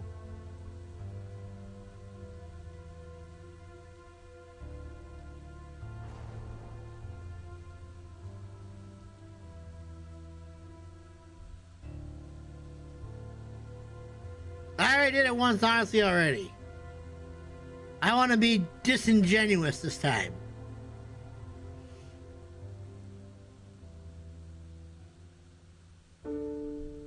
I'm gonna rush.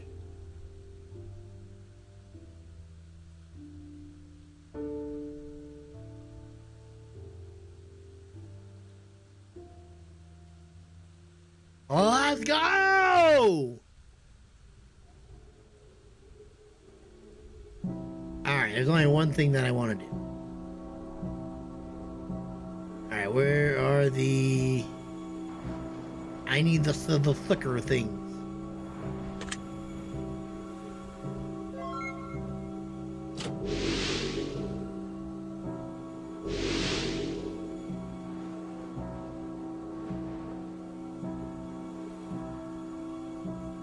Okay, I guess I have to do it for the first couple, I guess, huh?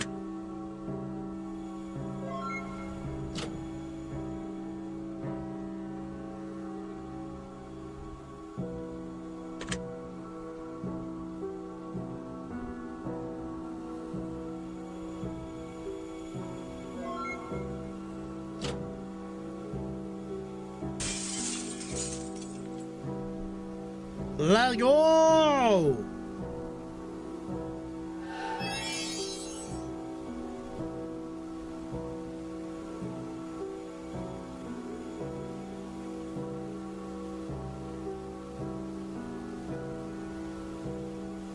Alright, so we gotta get the news.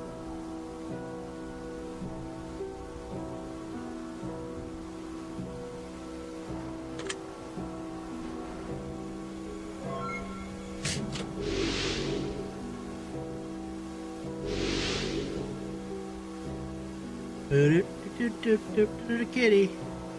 There's a kitty. There's a kitty. There's a kitty. There's a kitty. Oh God.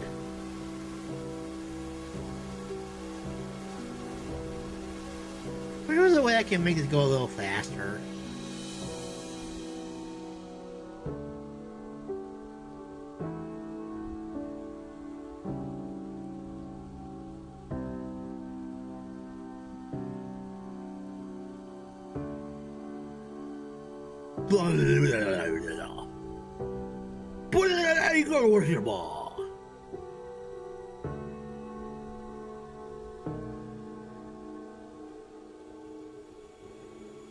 The madman.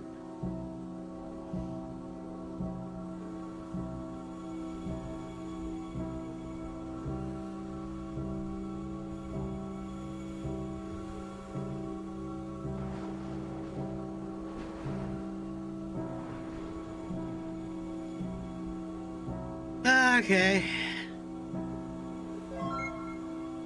Press the key, yay! Hey, right, what? Oh.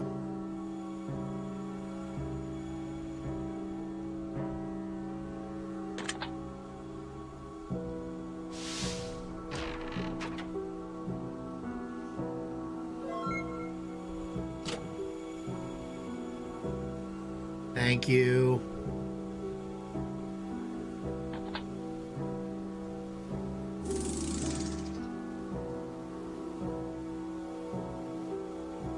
Whee!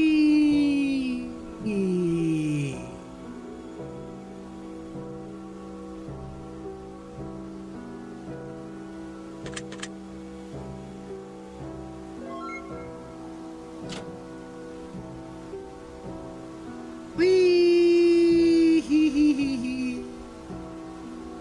Whee!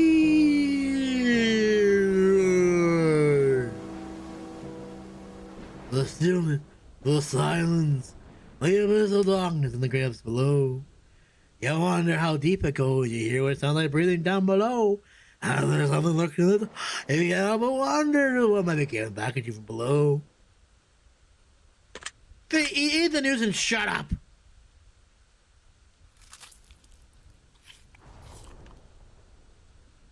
Well, that's the appetite the game balls unsighted. You must once more, and always once more. As a fellow void that consumes you in every way imaginable. And I get eaten into the void.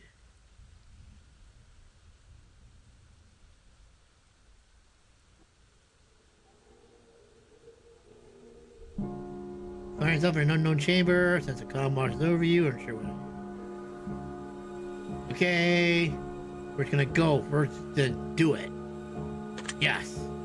What? What do you mean I don't want to budge? Oh, yeah, that's right.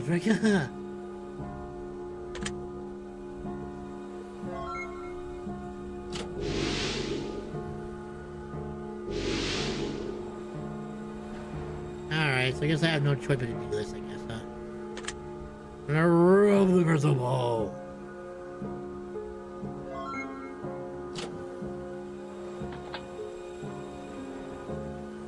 Now we can go into the door.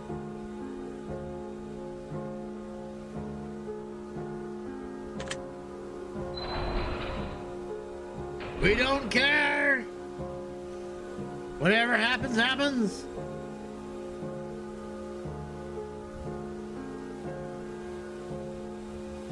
We don't care. We've done this. We're not answering any questions. We've answered enough questions as it is. But I will take this and pray that when I get to the end, I'm good enough for old King what's his name. Screw the sins. The sins are unimportant.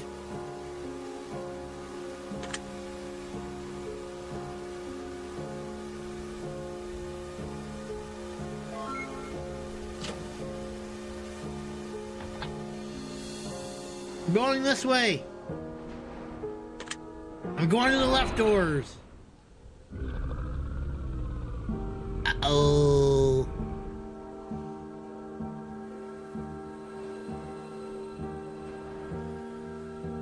Do. We do not care. We're just going for it. We're picking up all this stuff because it's a good thing to get. I got my crystal pedal. I got my crystal pedal. I got my crystal pedal. Got my crystal pedal. Got my crystal pedal. I'm still gonna pick the red bear. Oh, you gotta be kidding me. I want the red bear. Give me the red bear. Give me the red bear. Give me the red bear. Give me the red bear. Give me the red bear. I got a token. Now everything is gone. I'm going through the left door because I can't go through the left door. I don't know where the left door takes me, but it seems like it's the same thing regardless. So far it's the same thing. It's going to eat me. It's going to eat me. It's going to eat me. It's going to eat me.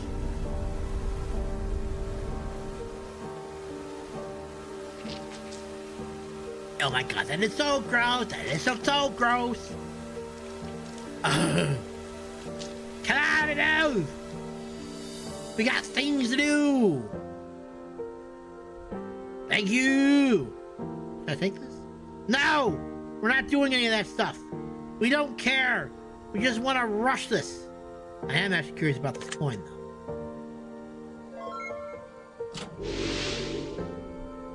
I'm taking the coin.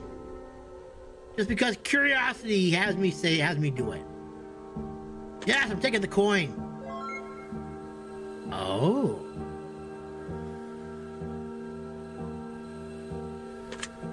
The left token at the foot of the statue.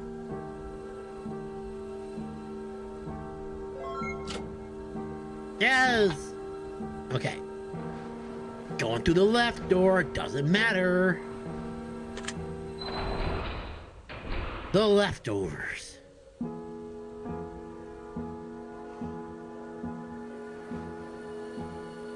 We don't care about the questions. All we want are the results. Screw the sins.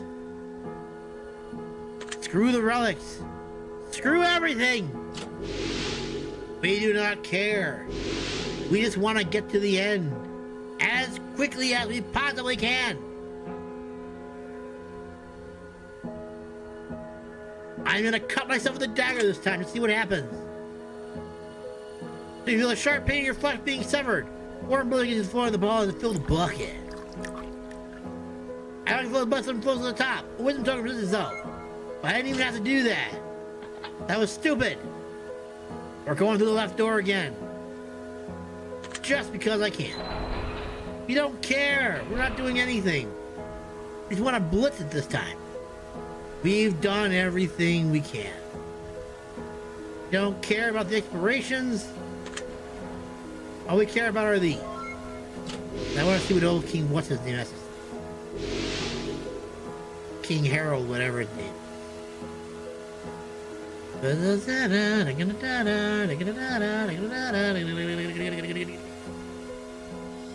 Wisdom! Give me your wisdom!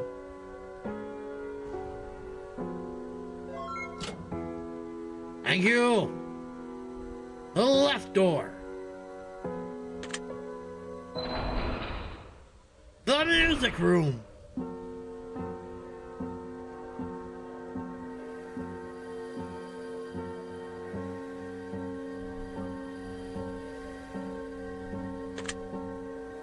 I should have smashed it. Okay. Now, where be that pedal? Thank you. I will take it. Thank you. Man, listen, if I don't get all these this time around, I'm gonna be so sad. The lime.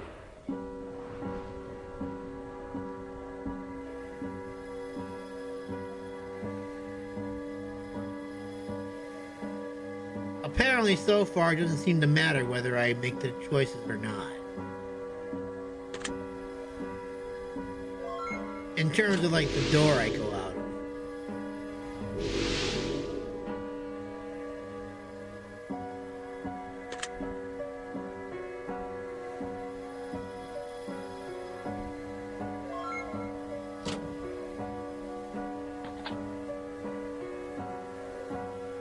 Left door!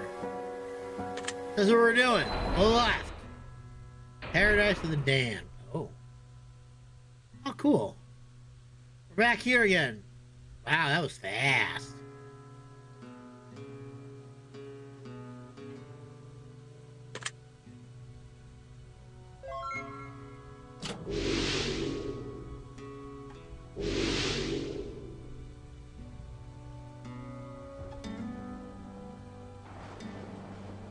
I'm gonna peer into the crystal ball. I got a wisdom token! Yes! Yes! Return to madness.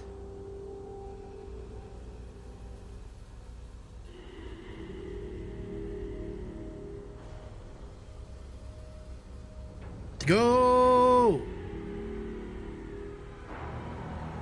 You don't care about anything.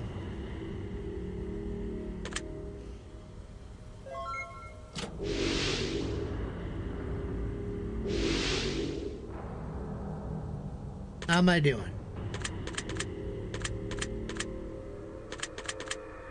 14. 21.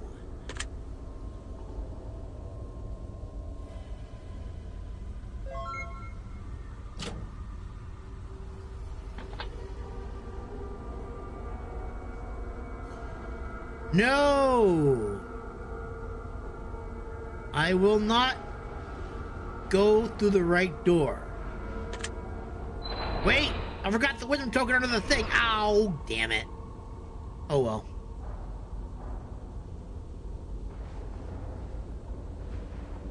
Aw, man. What a dingbat.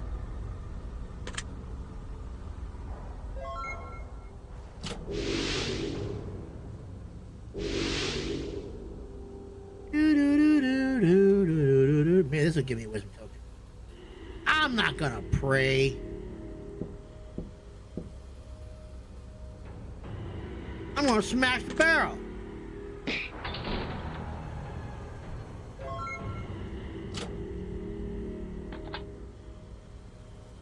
Yeah, that's right. I kicked the barrel. I broke it.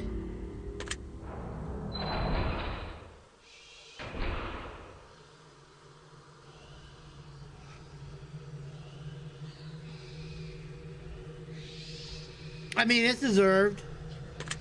I did just go ahead and like kick the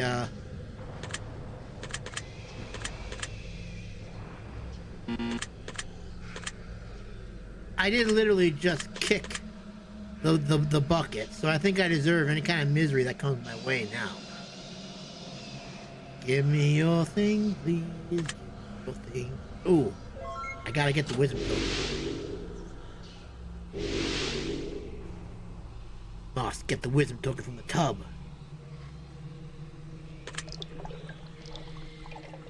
Yes.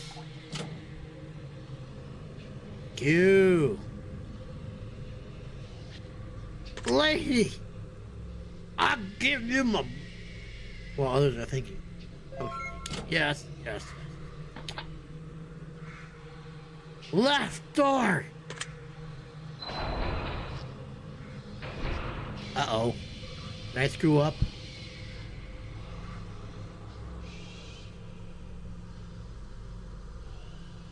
I'm rushing.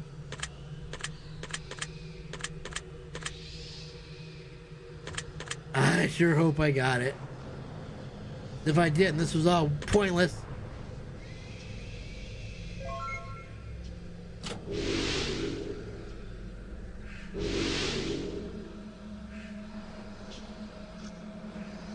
We do not care.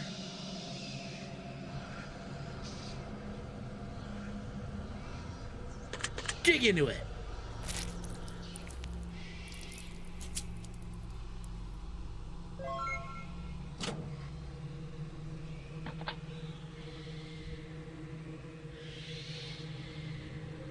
We don't care.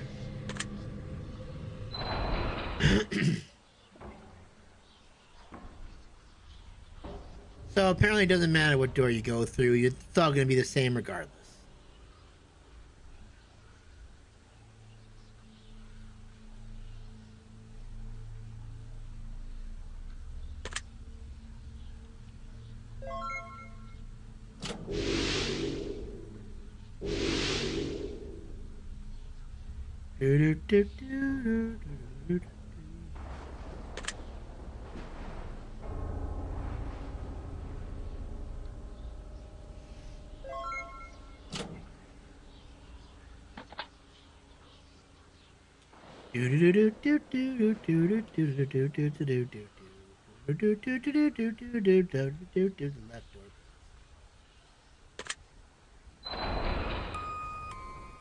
Innocence lost.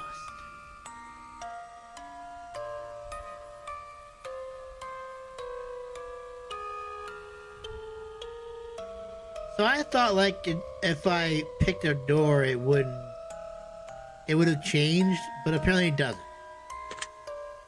Doesn't matter whether you go through the left door or the right door, they're all the same apparently. And that's cool.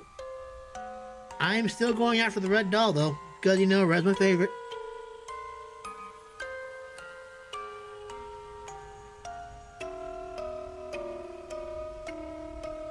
I'm gonna pick up the red doll. Yay! Left door, left door, left door, left door, left door, left door, left door. Blood. Alright.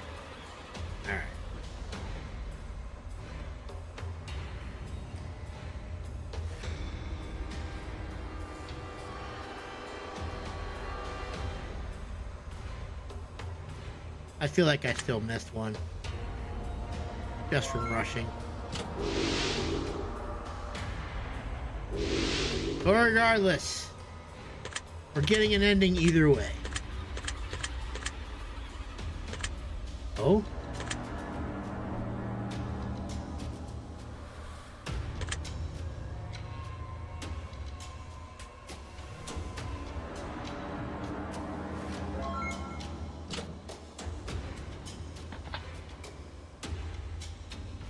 Boom.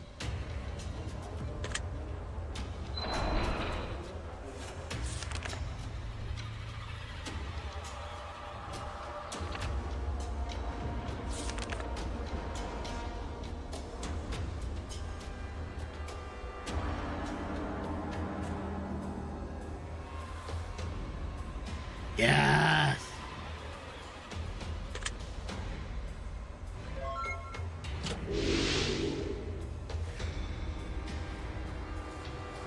Oh, now come, wanderer. Come hither at once. For it is fine time to meet the demon that you've been chasing all this way. Oh my. Yes! We got it! But I probably can't go through it though, can I? Because I have to answer the question. Alright, we're just gonna say yes to everything this time. I don't care what the answer is.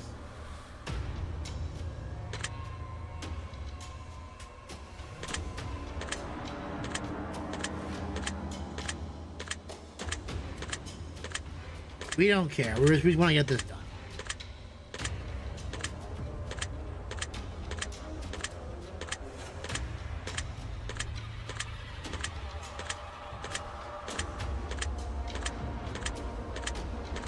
Speed run.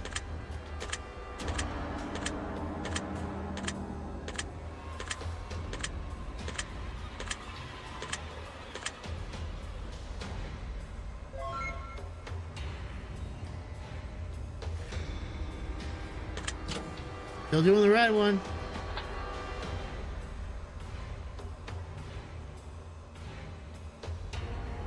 We're going to the new store.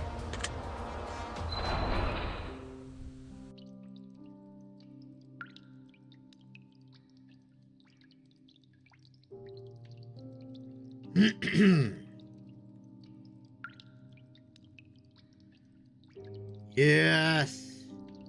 Talk to me, kingly one. After I go and I do this.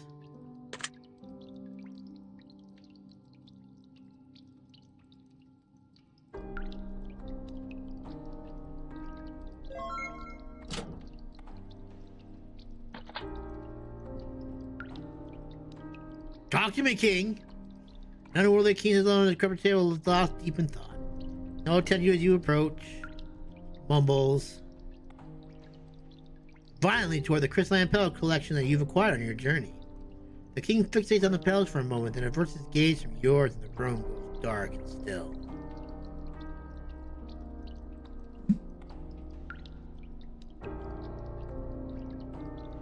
I've been expecting you, wanderer.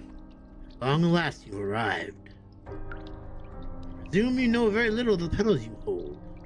I'm going to share with you the tale of how they came to be. The story of a lonely man who lives in a very lonely, dreary, gray world. Everything is dull, drab, and melancholy. The air bitter, the sky blackened.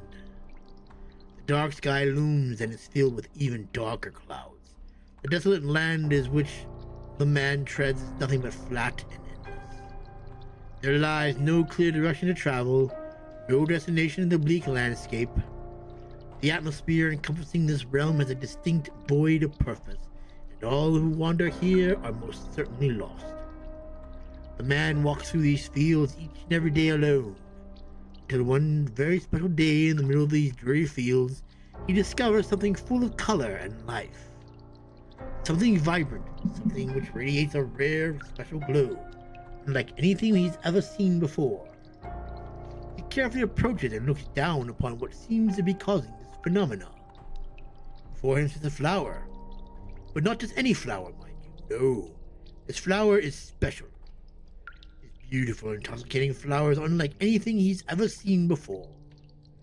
It radiates positive energy, a powerful aura, and upon seeing this flower, the man feels instantaneously euphoric. He lays down next to the flower and admires its beauty, basking in the constant glow of energy that it gives him. He wonders, how can something with such beauty, such as this, exist in a world engulfed in seemingly endless darkness and gloom? And with that, he spends as much time as he can with the flower, until the sun inevitably sets. And darkness begins to fall. It's time to go home. time to leave. It's time to say goodbye. The man crawls to his feet, dusts himself off with a few brushes of his attire, and feels noticeably happier than he did before coming upon the flower. He then walks home and enters his small wood-built house, gets into his bed made of rough woolen covers, and tries as best he can to get some sleep. As he closes his eyes, the last thought on his mind before slipping into unconsciousness is a flower. And the flower is what he dreams of on that night. When he awakes from this incredible dream of spending more time with the flower, he decides to get dressed and immediately return to the field in which he saw the thing that radiated such vibrance and beauty, hoping that it would still be there waiting for him. After traveling, he arrives in the field, and there the flower still remains. So the man heavily lays down next to the flower once more, just as he had done the day before, and begins to enjoy the energy that the flower pours into him, admiring the petals endlessly. And then, darkness falls once more. The man begins to leave, but this time less satisfied than before. He arrives at home, gets into bed, and tries to sleep, but this too offers a difficult experience than the previous night. And he closes his eyes. The man is restless. He's uncomfortable. He's perturbed. He has a difficult time falling asleep because the flower that makes him so happy isn't with him anymore. The flower is somewhere else, some field, growing in such a dark world, all on its own. And he too is all on his own. The man begins to bellow and weep until eventually he cries himself to sleep. He awakes in the morning, immediately gets dressed in whatever clothing he can find, and bolts out the door to the field, not slowing his pace even for a moment until he arrives. He leaps to the dirt floor and lays at the flower all day long, enjoying the energy that it radiates, just as he did the days prior.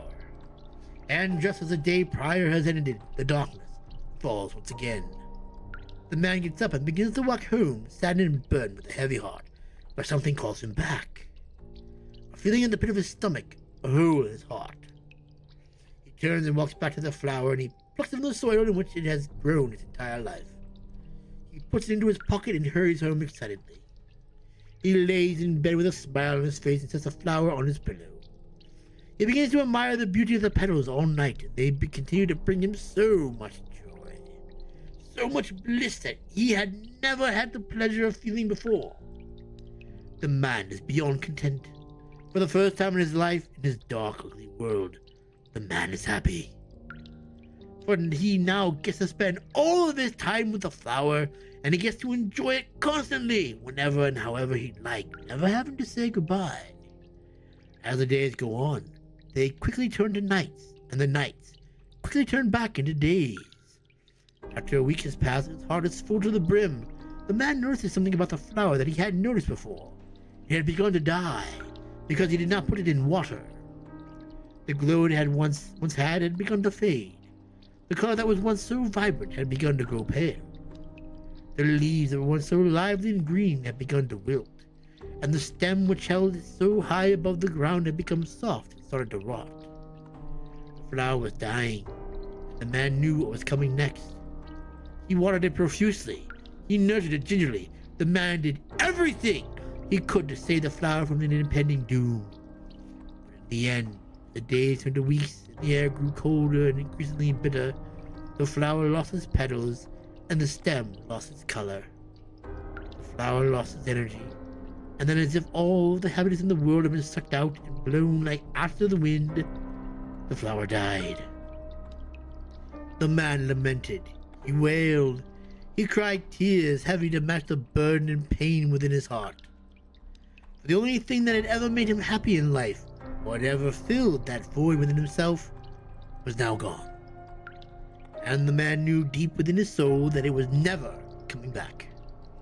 He killed the thing that he loved and treasured so dear because he wanted it and craved it so badly. He wanted it for himself. His selfishness, his greed, his possession killed the flower. He would never know happiness again. I killed her. I killed her vibrance, her beauty, her radiant energy. I plucked her from what she needed to grow and be herself. Like a candle burning in a window-swept corridor, I carelessly snuffed out the flame that once shone so bright and lit the way to a better, brighter, happier future for all. Instead of enjoying my flower for what she was, instead of being appreciative of the time I had with her, I couldn't have just been content with the circumstances. I plucked her from the very life source that she needed in order to flourish and grow. I had to possess her, and in turn, I lost her. Forever. My flower was no longer what she once was when I came to know her, but instead left as an empty, soulless husk of her former self. And now, so too am I.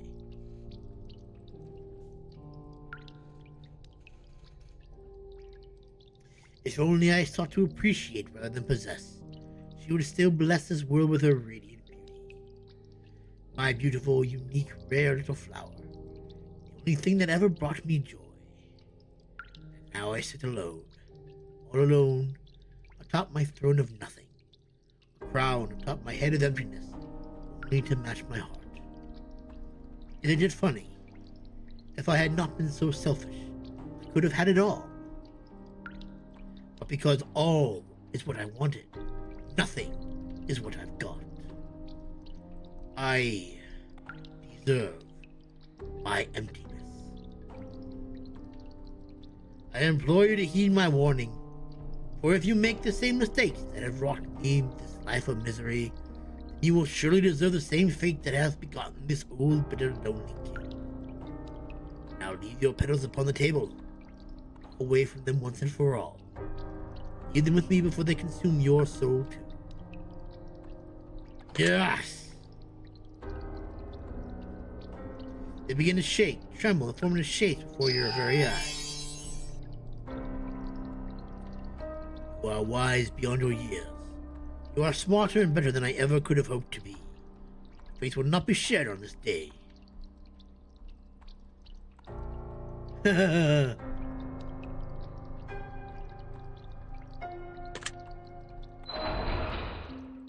Halls of Reflection. Let's see what kind of crappy end we get now. We only answered the questions in the blood-soaked diary. So let's see what kind of punishment awaits us.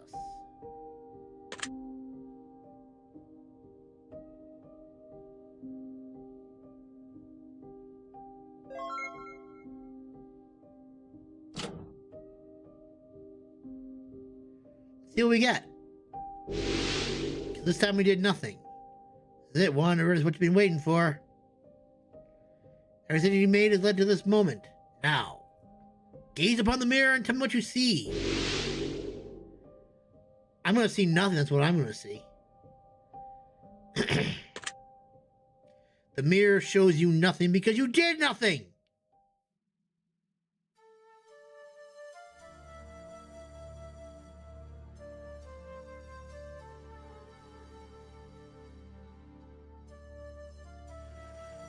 Da da da da da da da.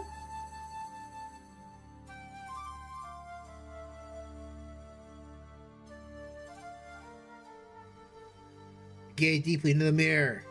Reflect back to you the answer you seek. What will the mirror show me? The reflection of the goblet. The story of the goblet is an interesting one for many reasons. It's said that long ago there lived a woman in the woods. She lived on her own, tucked away in secret from the world. Her home was a cabin that she had built herself. The food she ate was harvested, foraged, and hunted herself, and the water she drank was from the well she had dug herself.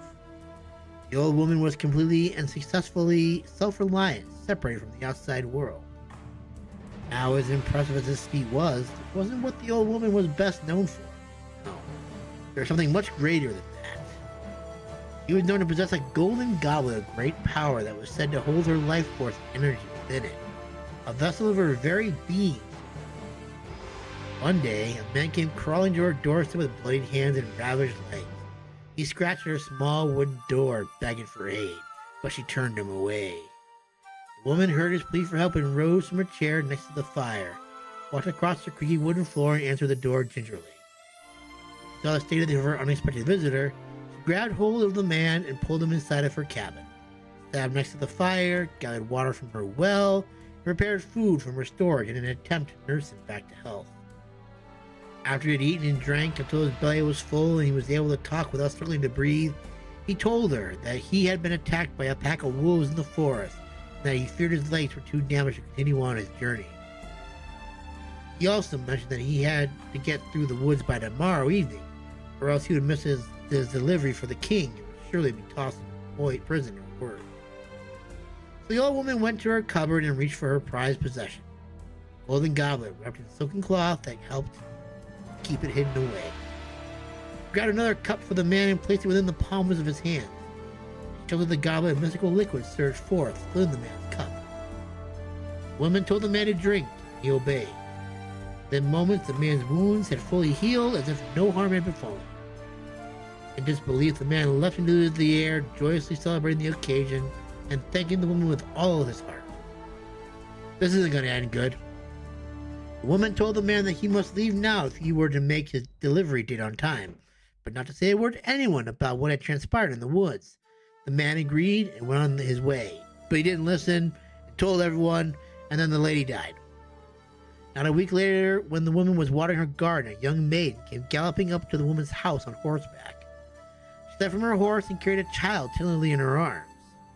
The woman looked puzzled until the maiden spoke. "Are you the woman of the woods? The one with the magical goblet?" Came a shrill voice from the unknown visitor. The old woman's heart sunk deep within her chest at the sound of the maiden's question. "My daughter is gravely ill and will surely die without your aid," the maiden pleaded with tears in her eyes. The old woman was so angry that the man had broken his promise and shared the secret she kept so well hidden. But there was no time for anger and resentment at such a dire time like this. The child looked sickly and her breath was shallow. Death was nearing and they had to act quickly if they were going to save her. The woman beckoned the maiden to her home as she retrieved her goblet once more. She grabbed a wooden cup from her cupboard and poured the mystical liquid from the goblet until the cup was full and put it to the child's lips. As the child drank, within moments she sprung to life, healthier than she had ever been. Then the maiden thanked the woman profusely, and all the old woman said was in turn was this: "Do not tell anyone what transpired on this day. Do not tell anyone of my goblet." The maiden agreed and promised she would. But that didn't work out because the next day someone else came, and blah blah blah blah, until finally the woman had no liquid left and she was dead. A month went by without word from the man or the maiden, and no visitors had come to the old woman's cabin. But one day in the middle of winter, caravans approached. Out from the caravan, sickly people great. Coughing and wheezing and begging for aid. The plague had struck hundreds and fallen ill, and many more were dying. The old woman was so incredibly furious that the promises had been broken once again. There was no time for anger or resentment as people needed the saving. So the woman retrieved her goblet and gathered all of the wooden cups she had in her home, poured and poured and poured until every sickly person had been saved. And then each and every one of them disappeared into the cold winter's night without a thank you, and another promise of secrecy that surely would not be kept. Only a single night later, the old woman sat alone in her cabin and began to feel feverish herself. For the plague had hit her hard. She surely caught the devil's cough from those she was saving. She quickly went to her cupboard and retrieved her goblet once again. She had done for those she had helped so many times before. But now there was nothing left to help her. She grabbed herself a cup and filled her goblet above it. This time, nothing poured from the vessel.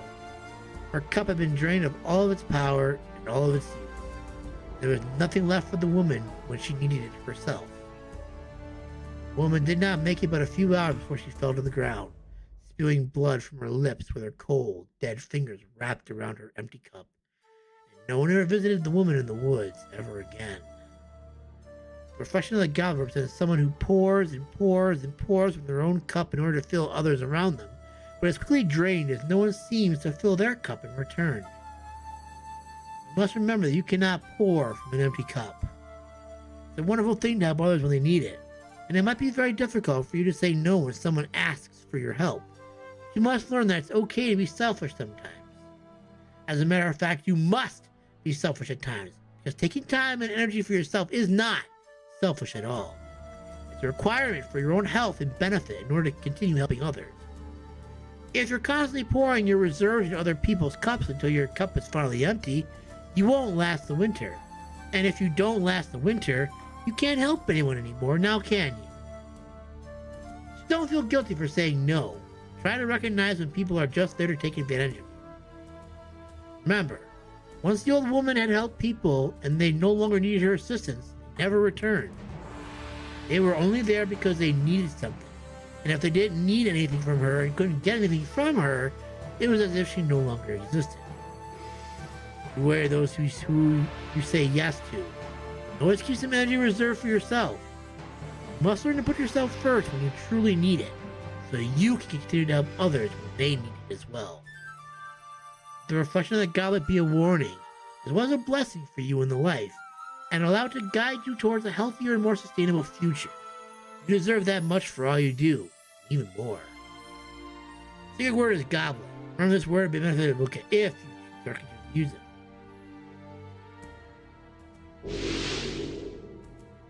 Sometimes the mirror reflects something within your soul, blah blah blah. First, what's inside you. Both factors are of equal value. It's up to you to determine whether your reflection shows your reality or the reverse of it, wanderer. So pay heed and listen to my words, for the mirror never lies. Except to do this time because I flubbed through it.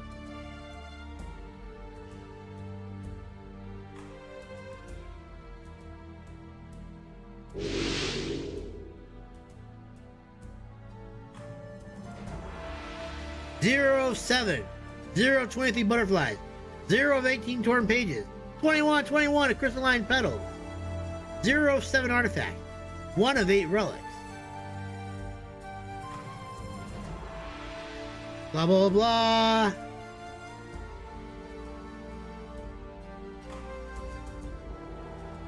Alright. I think that went well. I got myself my true ending, and I got myself the shitty ending where basically I pour my cup into other people's cups and get nothing in return. But anyways, that'll do it. Thank you guys so much for watching. God of War, Tribe 9, and other games will return on July 1st. Because I am in the middle of making my AMV right now, and I'm going to be working on that until I finish it. And then I'm going to start recording videos if I finish this before the end of June, and start getting my catalog rebuilt again, so that way I'll be able to go ahead and keep making videos and still have a backlog. But thank you guys so much for watching. Hope you enjoyed, and I'll see you either in the next live stream, AMV comes out, or when I start doing videos again in July. Bye for now, everyone. Have a good one.